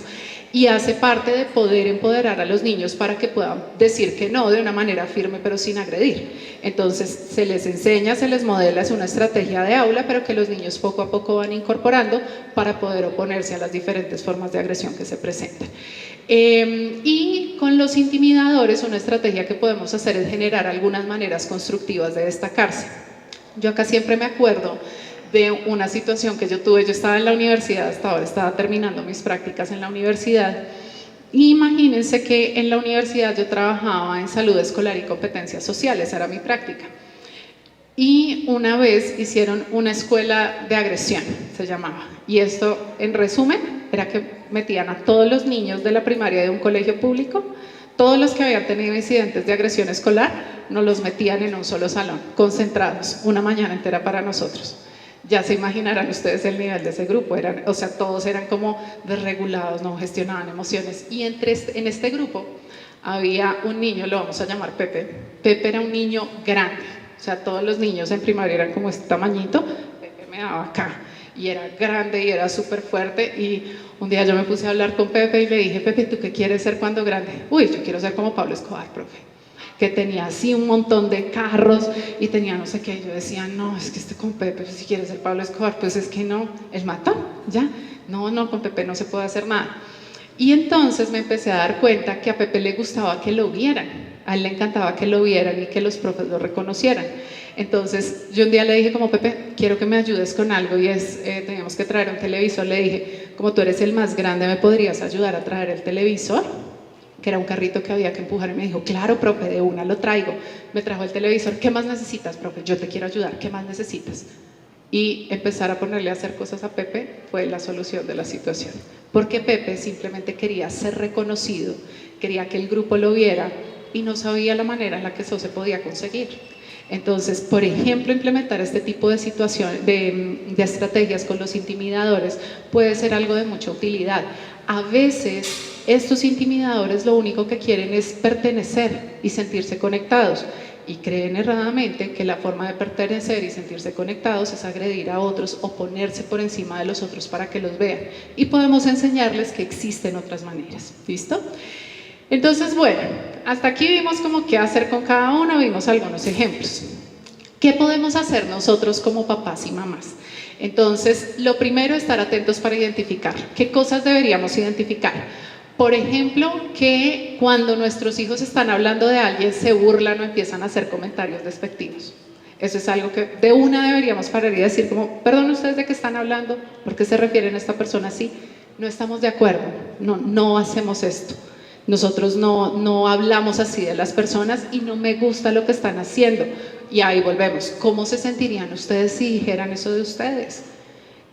¿Qué sentiría esa persona si escuchara lo que ustedes están diciendo? Eso puede generarle daño a esta persona. ¿Listo? Entonces, lo primero. Lo siguiente, no justificar ni incitar a la agresión. Ah, es que le pegó porque lo molestaba y lo molestaba y lo molestaba, y lo que está quieto se deja quieto. Entonces, si no quería que le pegaran, ¿para qué se ponía a molestar? Eso es, por ejemplo, justificar la agresión o incitarla. Vaya y le pega más duro, pero que le duela para que se acuerde siempre. Lo otro, tener súper claro que sus hijos siempre van a estar involucrados en la situación. Si no es como víctimas o agresores, puede ser como observadores, pero siempre van a estar involucrados. Si hubo un caso, sus hijos van a estar involucrados. Eso quiere decir que ustedes van a poder actuar. Siempre, en cualquiera de las situaciones que se presenten, hay cosas que se pueden hacer. ¿Listo? ¿Qué va a pasar entonces acá? Imagínense que en las estrategias que nosotros implementamos para prevenir este tema, ¿tú tienes una pregunta? Gracias. Mira, es que hablaste de la agresión de los grandes a los pequeños, pero ¿qué pasa cuando la agresión es de los pequeños a los grandes? Y los grandes, por no meterse en un problema, no se meten con los pequeños. Digamos que acá lo primero que vamos a tener que ver es si esto es una situación de intimidación escolar. En este tipo de situaciones... Ajá.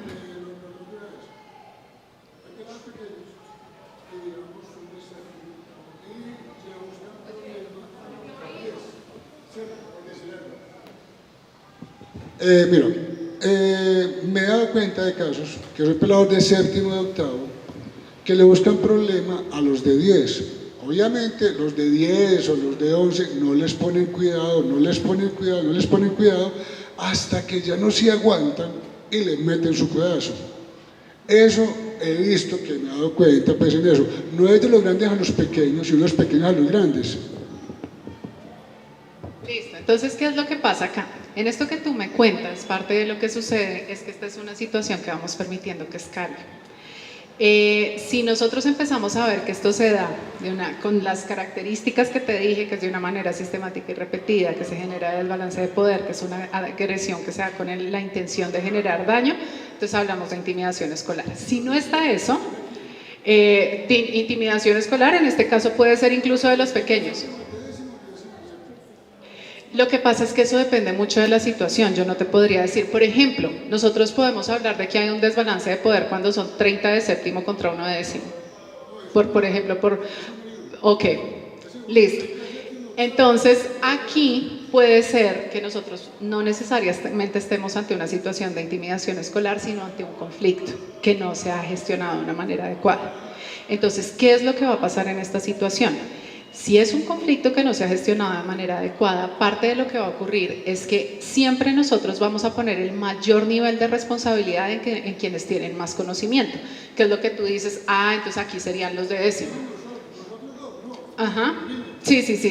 Entonces sí, allá voy. Entonces vamos a poner el mayor nivel de responsabilidad en los que están en décimo. ¿Por qué? Porque son más grandes que los que están en séptimo. Entonces con ellos, parte de lo que nos va a ocurrir es que vamos a decir, no, son los de décimo los que tienen que actuar. Es necesario generar unos mecanismos para que los de décimo puedan contener esta situación. Puede ser que no sea un tema de ellos. Puede ser que un niño en décimo no tenga que hacer la contención de la situación de los niños en séptimo. Puede que esto necesite apoyo de los docentes. Entonces, ¿qué es lo que pasa? Cuando ese apoyo no se da, entonces nosotros lo que hacemos es que dejamos, por ejemplo, a los chicos de décimo, solos ustedes miren cómo lo resuelven, y lo que va pasando es que esto escala. Entonces, en la escalada que se va dando, el chico de décimo comienza como, ok, lo va a tener paciencia, ok, me va a calmar, hasta que llega un día donde o no llegó de buenas pulgas, o no tenía la misma disposición y va a estallar. ¿Qué es lo que sucede? Si nosotros queremos ir a actuar en el momento del estallido, hacer contención de eso va a ser mucho más difícil. Entonces, por eso siempre va a ser mejorar ellos, sí. Ajá.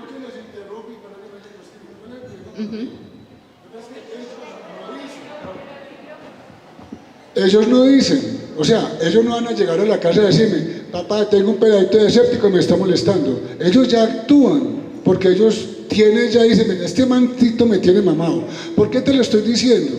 Porque tuve una conversación con el hijo mío, pues me senté con él, afortunadamente le logré llegar al punto de él, porque conversar con él es difícil, le llegué al punto y me dijo, no, imagínate, papito, es que tenía un problema con un culicagado, es que ese culicagado me tenía mamado, hasta que me cogió el día y le metí un codazo, y al amiguito mío, ese también le metió un codazo, pero él sí se metió en el problema. Y el problema no era de ellos dos, era del peladito que quién sabe qué problema tuvo en la casa, no sé qué fue lo que pasó. Nosotros aquí sí lo solucionamos y hablamos bellezas, pues estamos hablando de ellos dos en el colegio, en un partido o en un descanso, porque ellos se van a ver es en el descanso, no se van a ver en el salón, sino por fuera. Mira, ahí sí va a ser necesario preparar a estos niños para que puedan buscar ayuda en el colegio. O sea, yo sé que puede ser muy difícil para ellos, pero esta es una situación para los de décimo. Por ejemplo, para tu hijo, aquí te estoy hablando, porque mira, ponme atención a una cosa, o sea, lo primero que vamos a tener que hacer acá es actuar para informar al colegio. ¿Qué es lo que pasa? Lo que tú estás diciendo, este niño de séptimo algo le pasa. Él necesita ser reconocido de alguna manera y lo está haciendo de una manera errada. Va a necesitar apoyo. Es un apoyo que tu hijo le puede dar. Así esté en décimo, no se lo va a poder dar. Primero, porque no es su competencia. Segundo, porque es otro niño que también necesita ser protegido. Entonces, esta situación hay que informarla al colegio.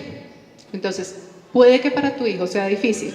Pero entonces, dame un segundo. Entonces, mira, lo primero va a ser informar al colegio. Es necesario informar al colegio porque puede que esto no se haya visto. Y tu hijo se está enfrentando solo a una situación que él no va a poder manejar y no va a poder contener. A veces, por ejemplo, podría pasar que tu hijo diga, no papá, yo te cuento a ti, por ejemplo, lo que tú dices, me contó, es súper difícil que hable y me contó. Y ahora yo cómo voy a ir a contarle al colegio que esto está pasando.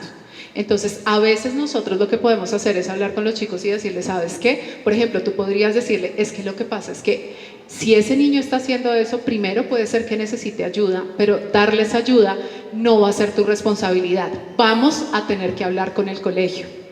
Entonces, Dame un segundo. Entonces, vamos a tener que hablar con el colegio. ¿Qué te puedo decir yo? Yo puedo estar contigo, yo puedo acompañarte y puedo apoyarte para contar la situación que ocurrió. Puedo estar ahí contigo. ¿Es algo que tú quieras hacer o no lo quieres hacer? Probablemente te va a decir, no, papá, yo en este momento no estoy dispuesto. Entonces le puedes decir, ok, solo hay una cosa que necesitamos tener acá en cuenta, y es que tú no puedes volver a agredir a este niño porque tú eres más grande, porque tú tienes un mayor nivel de responsabilidad y puede ser una situación que se nos salga de las manos. Desde mi perspectiva, esta situación no la puedes resolver solo. Y con lo que puedes contar es con que yo voy a estar de tu lado siempre y te voy a apoyar para gestionar esta situación. Pero va a ser necesario ir al colegio y contar y que podamos hablar. Si para ti es más cómodo que yo vaya y cuente, lo podemos hacer así simplemente. Y yo puedo pedir que se guarde reserva en este tipo de situación. Lo podemos hacer y es una cosa que se puede hacer. El asunto es que, por un lado, nos toca hacer la contención de la situación, diciéndole a nuestro hijo como, entiendo que estabas desbordado, que ya no aguantabas más, que te tenía cansado y que por eso reaccionaste así. Pero lo único que te puedo decir es que no puede volver a suceder, aun cuando este niño siga cometiendo este tipo de comportamientos. ¿Cómo hacemos que no suceda? Necesitamos contarle al colegio. Me gustaría decirte que hay otra solución, pero la solución que tenemos en este momento es hablar con el colegio. ¿Por qué? Porque es que en este tipo de situaciones tu hijo sigue siendo un niño, así está en décimo, y no es responsabilidad de él hacer contención de un niño que está necesitando un apoyo especial.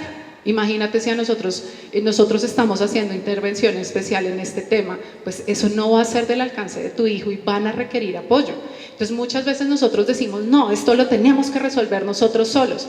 El asunto es que, como es un conflicto que se da en una comunidad escolar, puede que necesitemos que otras personas se involucren. Y esa es, por ejemplo, una de las primeras barreras que nosotros tenemos que empezar a gestionar cuando hablamos de los conflictos escolares, y es pensar que solo nosotros por nuestra cuenta vamos a poder resolver la situación. En este tipo de situaciones, y creo que por eso yo he sido tan enfática en decirles, es que lo que pasa es que si este tipo de situaciones se presentan, todos están implicados. Porque, por ejemplo, acá, los observadores del niño de séptimo podrían también hacer contención, y eso no lo vas a poder gestionar tú, ni lo va a poder gestionar tu hijo. ¿Listo? Te voy a dar la palabra ahora sí. Sí.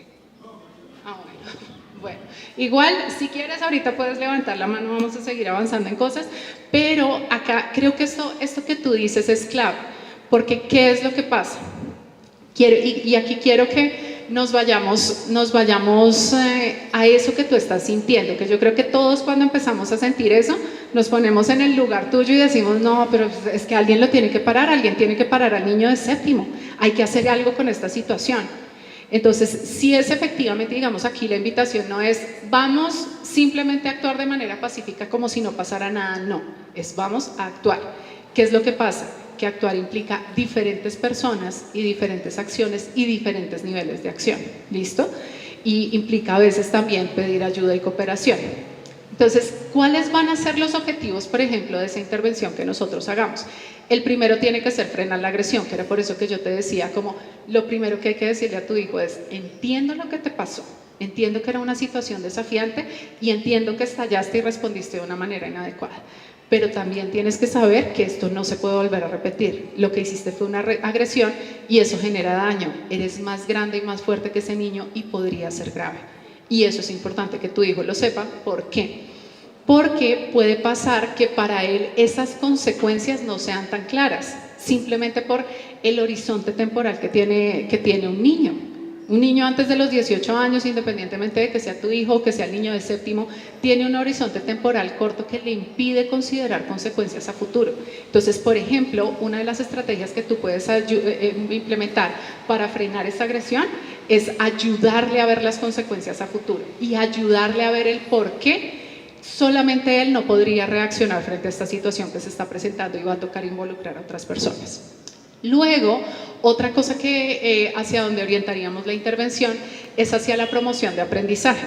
Entonces, por ejemplo, en esa promoción de aprendizaje, ahí voy a tomar tu caso que es que me funciona muy bien como ejemplo. Entonces, en esa promoción de aprendizaje, ayudar a tu hijo a identificar sus emociones propias para que pueda salir de la situación antes de estallar va a ser una cosa súper útil. Entonces, por ejemplo, ayudarlo a reconocer las señales que se presentaron antes de que estallara con este chico. Ah, lo que pasa es que estábamos en un partido de fútbol y esta vez no me la hizo a mí solo en el pasillo, sino que me la hizo delante de todos mis amigos. Y yo en el pasillo no le hago nada porque no hay nadie mirando, pero si todos mis amigos están, yo eso ya no me lo voy a aguantar, va a ser difícil. Y entonces por eso fue probablemente que yo estallé. Entonces, por ejemplo, ayudarle a los niños a reconocer esas señales de sus emociones, de cuando, por ejemplo, tienen ira, cuando tienen miedo, cuando se están sintiendo solos, va a ser súper útil. Y, por ejemplo, con los niños más pequeñitos, con el niño de séptimo para este caso, parte de lo que nosotros podríamos hacer es ayudarle a ese niño a identificar, que por eso te digo que tu hijo no lo podría manejar directamente, es identificar por qué estás haciendo esto. ¿Cuál es la necesidad que tú tienes con este comportamiento y qué es lo que estás buscando satisfacer? Y eso va a requerir obviamente pues el apoyo del equipo de orientación del colegio. Lo otro va a ser defenderse sin agredir. Por ejemplo, esa es otra estrategia que nosotros utilizamos. Nosotros siempre pensamos que la mejor manera de defendernos es agrediendo, por lo que nos han enseñado. Si te pegan, pégale más duro, si te molestan, pégale y verás que se calma. Y resulta que podríamos enseñarles otras formas de resolver la situación. Por ejemplo, buscando un mediador, por ejemplo, aplicando técnicas de resolución de conflictos, que muchas de ellas los profesores y el equipo del colegio está entrenado. Entonces, esa podría ser otra estrategia. Y también, por ejemplo, con los testigos puede ser necesario implementar estrategias para defender a otros sin necesidad de recurrir a la agresión. Entonces acá por ejemplo está lo que les decía de Coro el Loro, está también por ejemplo implementar estrategias que ayuden a hacer la contención del niño más pequeñito para que otros niños de su edad le digan como ya no más, esto no está bien, o para que puedan brindarle apoyo por ejemplo a tu hijo para que se pueda calmar y salir de la situación antes de que escale, podría funcionar digamos en ese caso.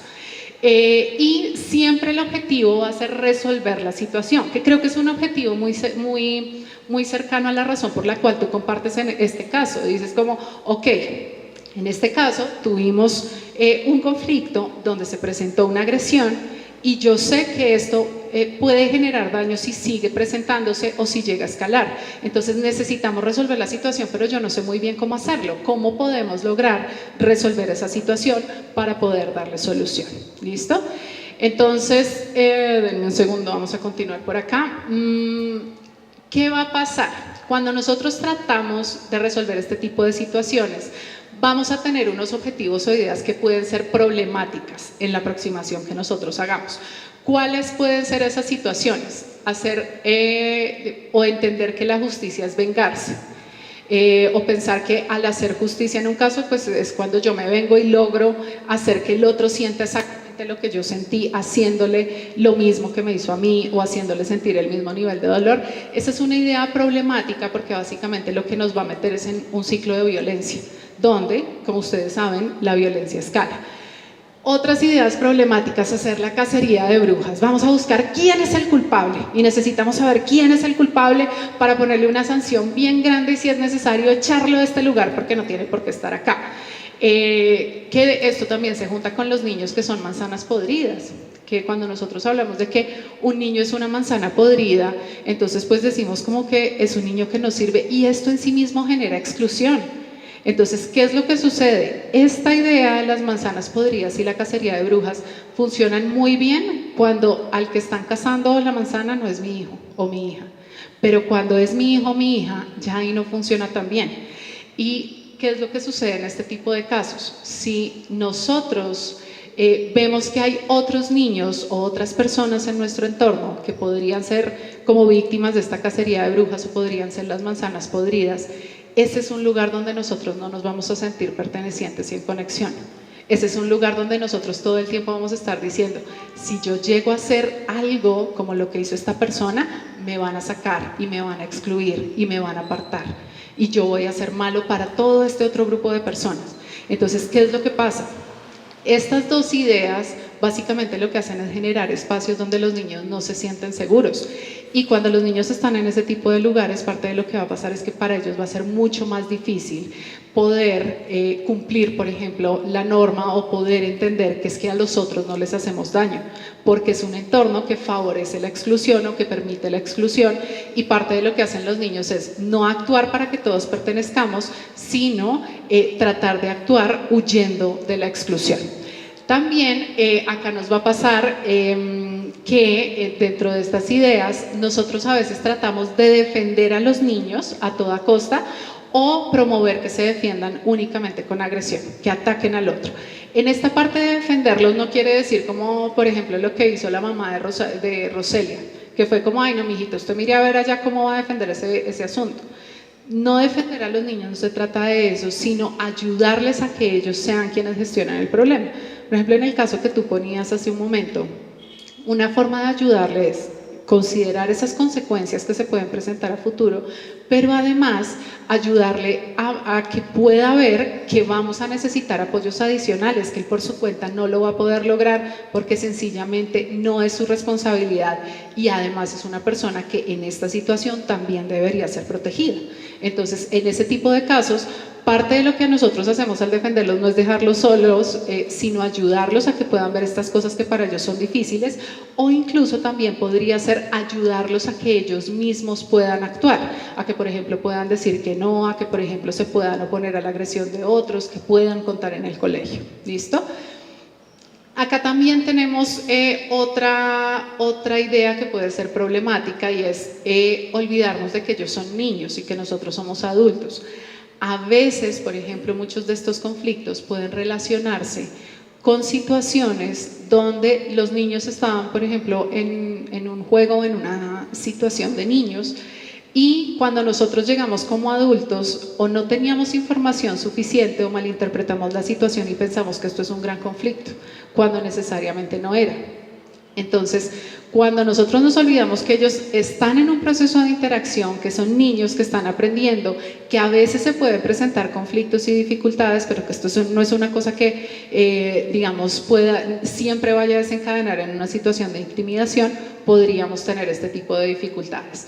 Y también cuando nosotros como objetivo en la intervención que hagamos, lo que queremos es descargar la ira o el miedo que tenemos, que acá es donde va a ser muy importante que nosotros podamos a nosotros mismos revisarnos qué es eso que nosotros estamos sintiendo, y para esto, por ejemplo, es donde necesitamos como estar en calma y equilibrio para poder saber exactamente qué es lo que nosotros queremos de esta intervención. Lo que queremos es como sacar esta ira y esta furia que tenemos, o lo que queremos es resolver la solución, que es hacia donde deberíamos orientar lo que hagamos. Entonces, vamos a revisar a continuación ¿qué podemos hacer frente a diferentes situaciones? Por ejemplo, la primera situación de estas es ¿qué podemos hacer si es mi hijo quien está intimidando? Entonces, en el caso donde sea mi hijo quien está intimidando, lo primero que podemos hacer es aceptar que puede estar ocurriendo. A veces cuando nos dicen, no, es que lo que pasa es que su hijo es un intimidador, es un agresor, nosotros decimos, no, mi hijo jamás haría eso, nosotros no enseñamos en la casa, nunca, no lo voy a creer. Podría pasar.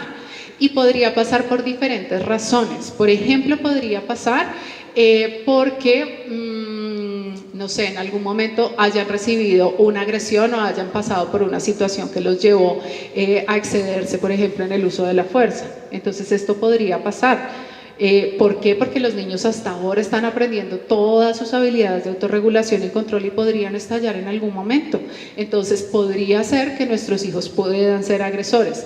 Y acá va a ser una cosa, va a haber una cosa muy importante, que es entender que eso no hace malos a los niños per se. O sea, puede que un niño se haya comportado de una manera agresiva en algún momento, pero puede cambiar. Esto no es una etiqueta que lo va a marcar por el resto de la eternidad, no es una letra escarlata. Puede que se haya equivocado y puede cambiar y puede reparar la situación, y esto, o sea, que un niño haya tenido un comportamiento no hace malo al niño, fue simplemente un comportamiento que no fue adaptativo o adecuado para un momento particular. Además, otra cosa que vamos a tener que entender es que todos podemos ser agresivos. En la situación adecuada todos podríamos llegar a ser muy agresivos.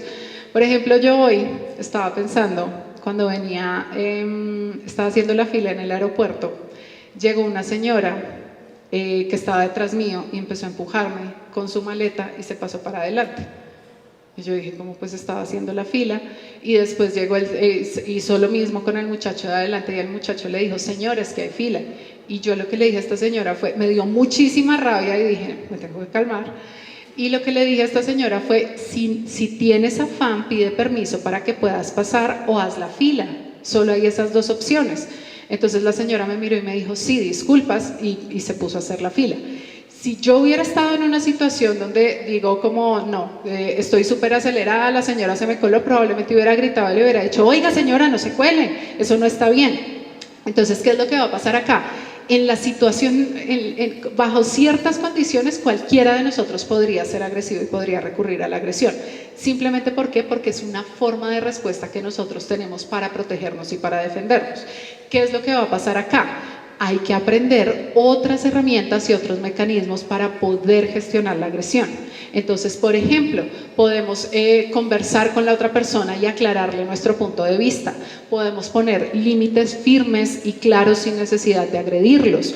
Podemos, por ejemplo, también buscar la mediación de un tercero que nos permita resolver ese conflicto que se nos ha presentado. Entonces, es ayudar a buscar otras formas posibles para evitar recurrir a la agresión. Lo otro va a ser no justificarlo. Sobre todo decir, pues sí, no sé, es que esta persona te la estaba montando todo el año y ya tú estabas cansado, entonces estaba bien pegarle, sí, entiendo que hubieras estallado.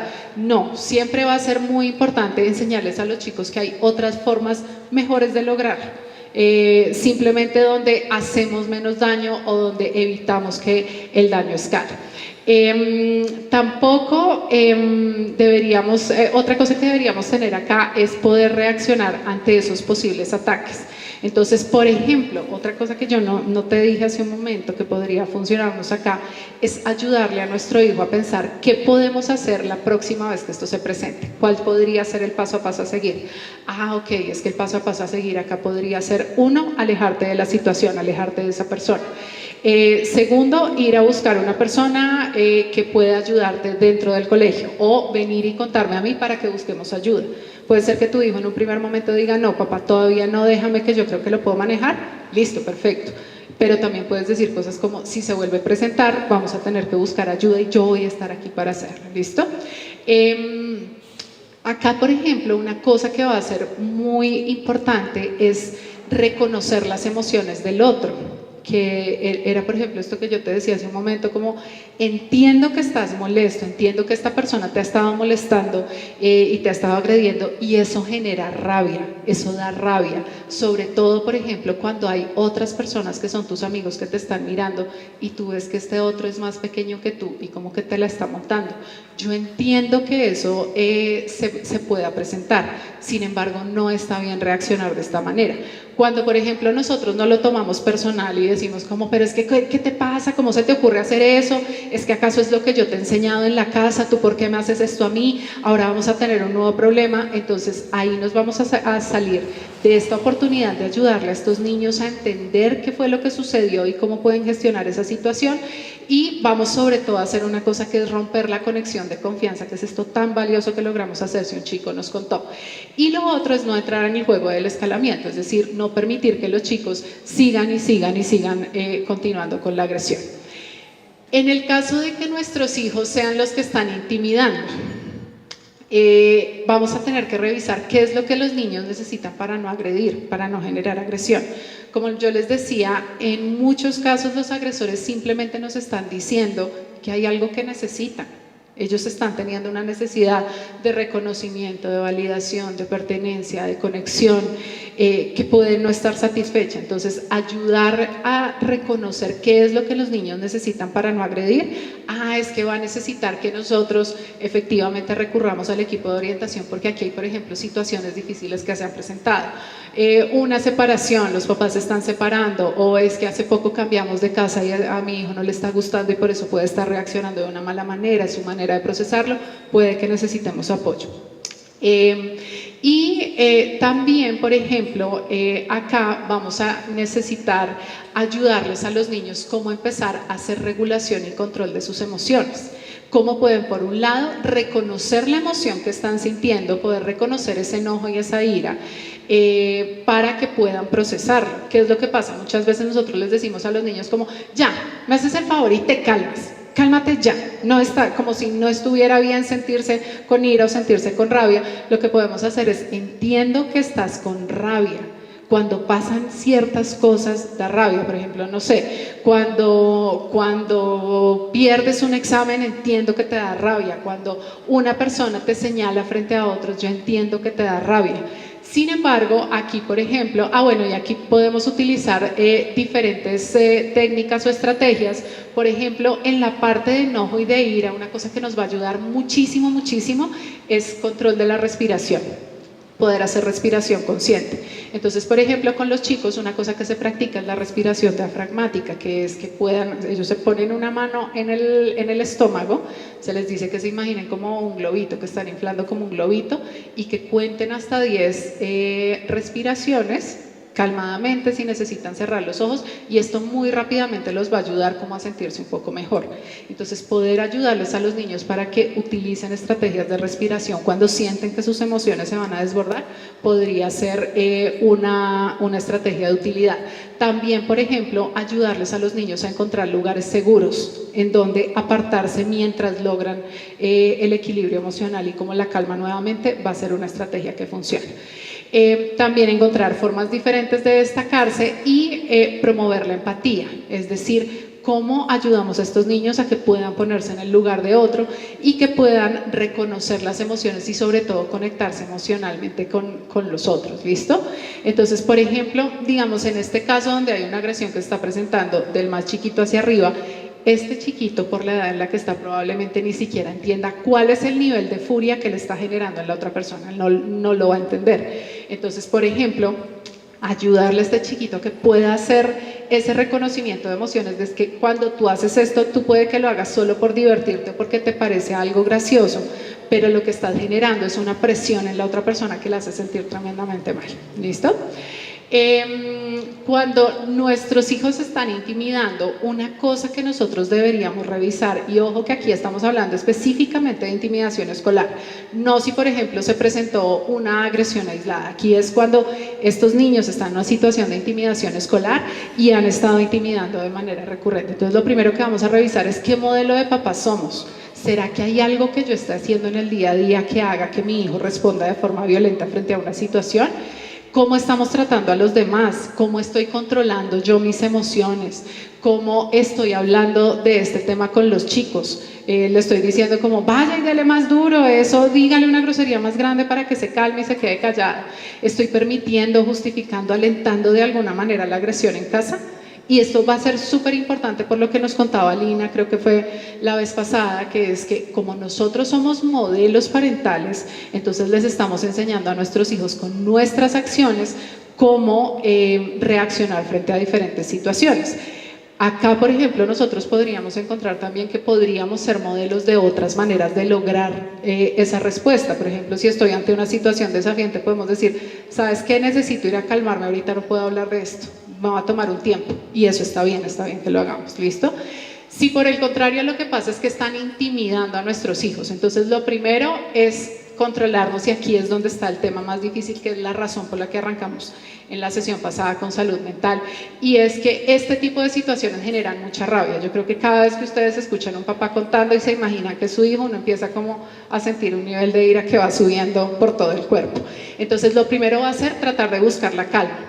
Podría pasarles que cuando ustedes se enteren de este tema, los cogieron en un mal momento, se ponen furiosos y puede ser que necesiten tiempo. Está bien buscar un tiempo para calmarse, y que cuando ustedes se sientan nuevamente en control sea cuando empiecen a tomar decisiones, para que no tengan que reaccionar con ira. Y aquí va a ser muy importante no regañar a los niños ni agredirlos. Por ejemplo, acá, y sobre todo en este caso, los niños han sido víctimas de una forma de violencia. Entonces cuando nosotros decimos, pero si ve cómo es tan bobo, cómo se deja pegar, otra vez se la vinieron a montar, otra vez volvemos con lo mismo, y ya pensé que habíamos salido de esto, ¿cómo vamos a lograr que te aprendas a defender? Esto lo que va a hacer es revictimizar a ese niño que ya fue agredido, y lo que necesita es que nosotros le demos apoyo.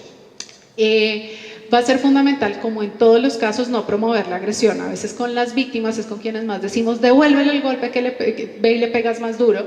Y lo otro va a ser no volvernos parte del problema, porque cuando nosotros, en lugar de enfocarnos en la solución, nos enfocamos en el problema, lo que vamos a tender a hacer es agrandarlo. Entonces, acá, por ejemplo, casos donde podríamos agrandar el problema.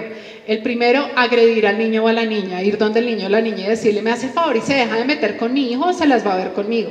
Eso es una estrategia que es cero recomendada, porque ahí quienes estaríamos convirtiéndonos en agresores somos nosotros. Lo otro, la cacería de brujas.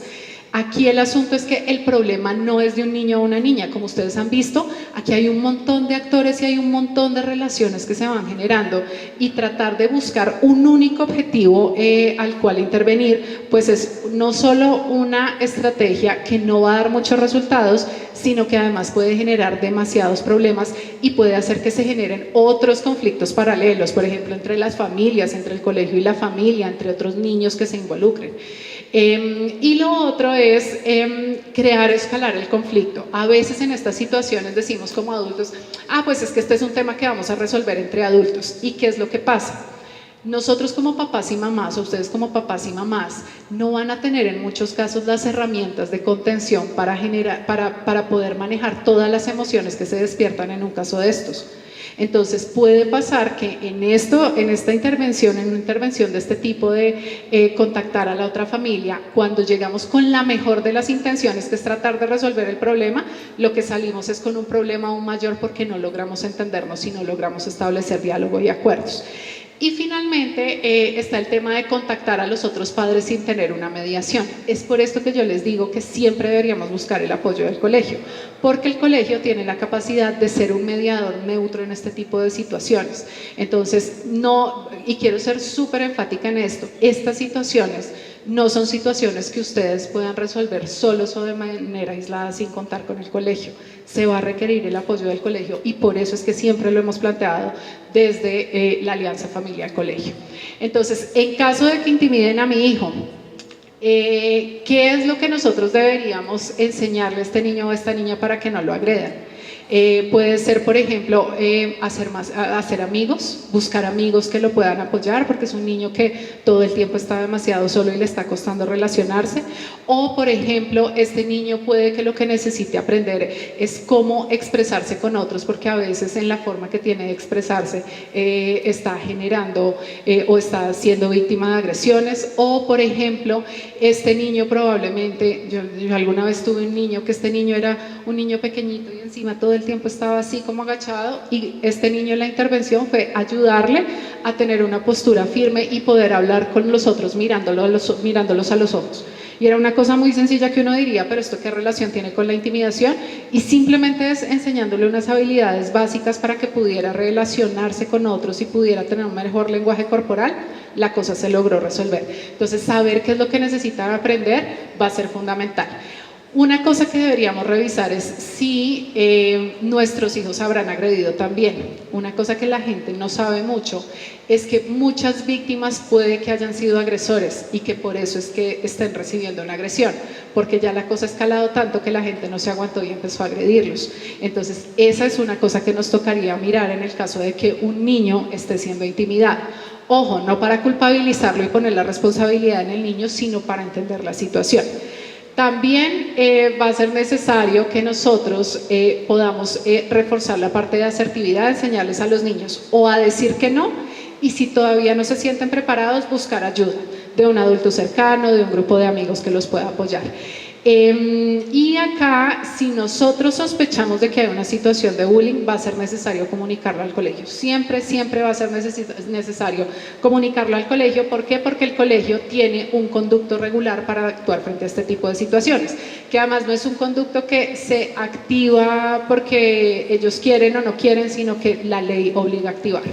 Y si mi hijo es observador o mi hija es observadora, entonces ayudarles a entender que la agresión no es un problema de otros o solo de los dos que estén involucrados como agresor y víctima, es algo que nos va a ayudar, porque va a ayudarles a los niños a entender que esto es una cosa que también les compete y sobre todo frente a la que pueden actuar. Y acá una cosa que va a pasar es que usualmente nosotros pensamos que somos parte del problema de la intimidación escolar por lo que hacemos, pero en el caso de los observadores, perdón, ellos son parte de la situación de intimidación escolar por lo que dejan de hacer, por lo que omiten, es decir, por no oponerse, por no levantar la mano, por no contar. ¿Listo? Yo tengo una pregunta y es, insistes mucho en eso, en acercarse al colegio. ¿Cuál debe ser un poco esa reacción del colegio o ese manejo del colegio para esas familias que se acercan? ¿O cómo es ese manejo de la situación? Para que sí se genere como ese feedback, para que haya confianza, para que pues como se genere todo lo que tiene que mejorar. Bueno, denme un segundo que yo atravesé esto y no se ve. Voy a pasar esta porque después vamos con la parte del colegio, que es qué es lo que hace el colegio, y creo que eso te va a responder tu pregunta perfectamente. ¿Listo? Entonces, bueno, aquí otra cosa que podemos enseñarle a los chicos, sobre todo a los observadores, es que ellos tienen el poder. Los observadores suelen sentirse impotentes frente a una situación que les molesta. O sea, los observadores ven y dicen, yo no estoy tan de acuerdo con eso, pero mejor me hago a un lado porque qué tal me la monten a mí, o mejor me hago a un lado y me quedo callado porque van a decir que yo soy un sapo.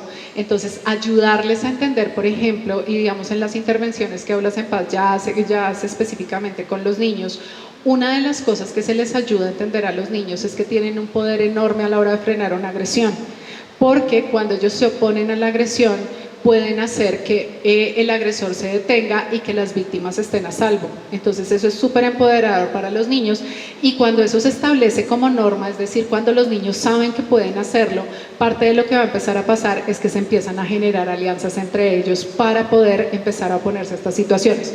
Obviamente esto requiere preparación y requiere entrenamiento. Y finalmente, acá en estas herramientas de asertividad y no agresión, hay que enseñarles a decir que no, actuar en grupo y apoyar, incluir y consolar a otros. Entonces acá, por ejemplo, una cosa muy útil que se podría hacer es poder ayudar a una persona que se está sintiendo mal. ¿Qué podemos hacer para que esta persona se sienta mejor? Si algo malo le pasó en el día, ¿cómo podrías estar presente para esa persona? ¿Qué podrías hacer para que esta persona deje de sentirse tan mal? ¿Listo? Entonces vamos ahora sí con el rol del colegio, pero denme un segundo que por allá atrás una pregunta.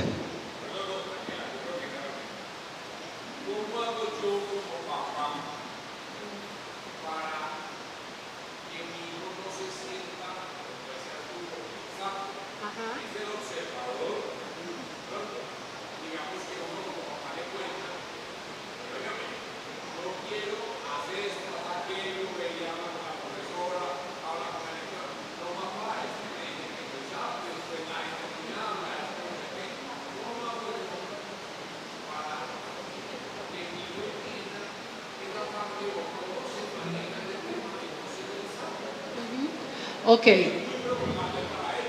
Ok.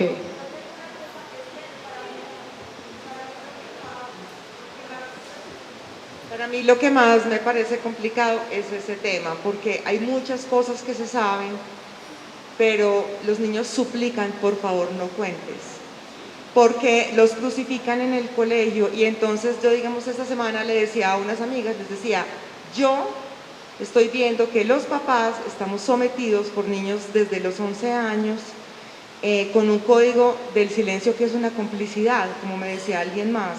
Es como el inicio de la corrupción, ¿cierto? Como una mafia, porque entonces hay un montón de niños que hacen unas cosas y uno sabe que esos niños deben ser corregidos, pero si uno dice algo es porque el de uno contó, y el de uno que contó va a pasar los peores días de su vida en el colegio. De hecho, ellos manejan el código del silencio, ¿no? Porque de eso se habla pues en el colegio de nosotros. Y yo veo que hay muchos puntos. Por ejemplo, pues me dicen, es que hay maneras de que se sepan las cosas sin que el niño implicado pues salga a la luz su nombre, pero hay cosas que obvio se sabe quién contó. Entonces, digamos que hay veces yo digo, yo opto entonces por ocuparme de mi hijo y que el resto se las arreglen como puedan, ¿cierto? Es muy complicado, yo creo que es lo más complicado que nos está pasando en este momento.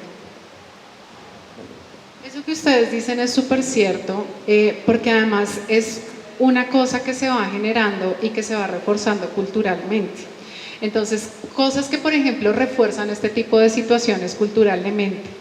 Que cuando nosotros encontramos una situación haya un castigado malo, un malo que fue castigado y los otros buenos a quienes todos protegimos. Resulta que no es así como funciona. Si este tipo de situaciones se presentan es porque hay alguien que tiene unas necesidades particulares y todos tenemos que actuar para poder recuperar el equilibrio en este tipo de relaciones. Entonces, por ejemplo, muchas de estas cosas, de hecho hoy lo estuvimos hablando en una reunión que tuvimos en la tarde con el equipo del colegio, muchas de estas cosas van a implicar cambios culturales, formas diferentes de hacer las cosas. Entonces, por ejemplo, esta es una de las razones por las que yo les digo que las cacerías de brujas son cero efectivas en este tipo de casos, porque cuando nosotros como papás, por ejemplo, nos embarcamos en la cacería de brujas de tenemos que buscar quién es el muchachito responsable y hacer que salga del salón o que salga del colegio o que se vaya o que mire a ver cómo se controla, lo que nosotros estamos pensando es proteger a nuestros hijos que podrían estar en riesgo, pero la lectura que están dando los niños es como un día yo podría estar ahí y eso quiere decir que todos los demás no me van a cuidar. Entonces, para no estar expuesto en ese lugar, yo mejor me quedo callado y no hablo. Va a ser mejor porque eso va a ser más seguro para mí. Entonces, parte de lo que, del cambio que se tiene que empezar a generar es crear un espacio donde los niños se puedan sentir seguros para hablar. Y eso comienza, por ejemplo, con nosotros como papás a la hora de no pedir demasiados detalles, pedir acción más no detalles cuando se presenta un caso. Entonces nosotros podemos pedir, ok, colegio, cuéntenos qué ha pasado, ustedes están actuando y que el colegio nos diga sí. Efectivamente activamos el protocolo, estamos haciendo unas intervenciones puntuales con algunos niños involucrados y esa puede ser una información suficiente para nosotros. Cuando nosotros empezamos a preguntar, pero ¿cómo dijo? ¿Qué fue lo que dijo? Cuéntame más.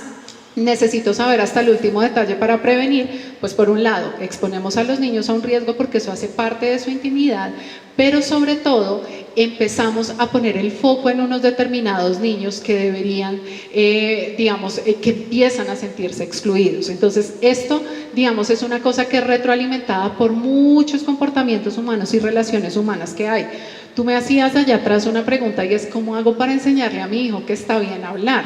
Entonces, por ejemplo, si en algún momento nuestros hijos se nos acercan y nos dicen, oye, mira, es que está pasando esto, lo primero que hay que hacer es reconocer el valor que tienen a contar. Porque cuando un niño se atreve a contar, quiere decir dos cosas. Primero, que tiene una enorme confianza en ustedes y que ese lazo de confianza es muy fuerte. Segundo, que ese niño o esa niña ha superado una barrera enorme de miedo para poderles contar lo que sucedió. Entonces, poder reconocer el valor que los niños y niñas tienen para hablar va a ser lo primero que hay que hacer acá. Como tú decías, nosotros tenemos muchos casos donde se puede actuar sin necesidad de revelar la información de los involucrados. Entonces, si esa posibilidad existe, necesitamos conectarnos con el colegio para hacerlo. A veces podría pasar que nosotros no sepamos muy bien cómo actuar, nosotros como adultos, y ahí se vale buscar ayuda. Donde podemos buscar ayuda también la podemos buscar en el colegio. Y otra cosa que va a ser importante acá es que nosotros podamos ser muy honestos con nuestros hijos desde el principio de decirles como, mira, yo sé que tú me podrías contar algo que te da mucho miedo, me contaste algo que te daba mucho miedo, que te generaba mucha angustia y son miedos válidos, miedos de que te señalen o que se den cuenta que fuiste tú quien habló. Sin embargo, tú estás hablando porque viste una situación que era inadecuada y quiero reconocer lo que hiciste porque es lo que nosotros hemos enseñado acá, que ese tipo de interacciones, por ejemplo, no son adecuadas y tú tuviste el valor de hacerlo y reconocer que era algo inadecuado. pero también debo ser honesto contigo en que esta es una situación que tú solo no vas a poder resolver y donde, por ejemplo, si hay personas que se están sintiendo heridas o quienes están sufriendo daños, vamos a tener que actuar y esto puede implicar que hablemos con el colegio.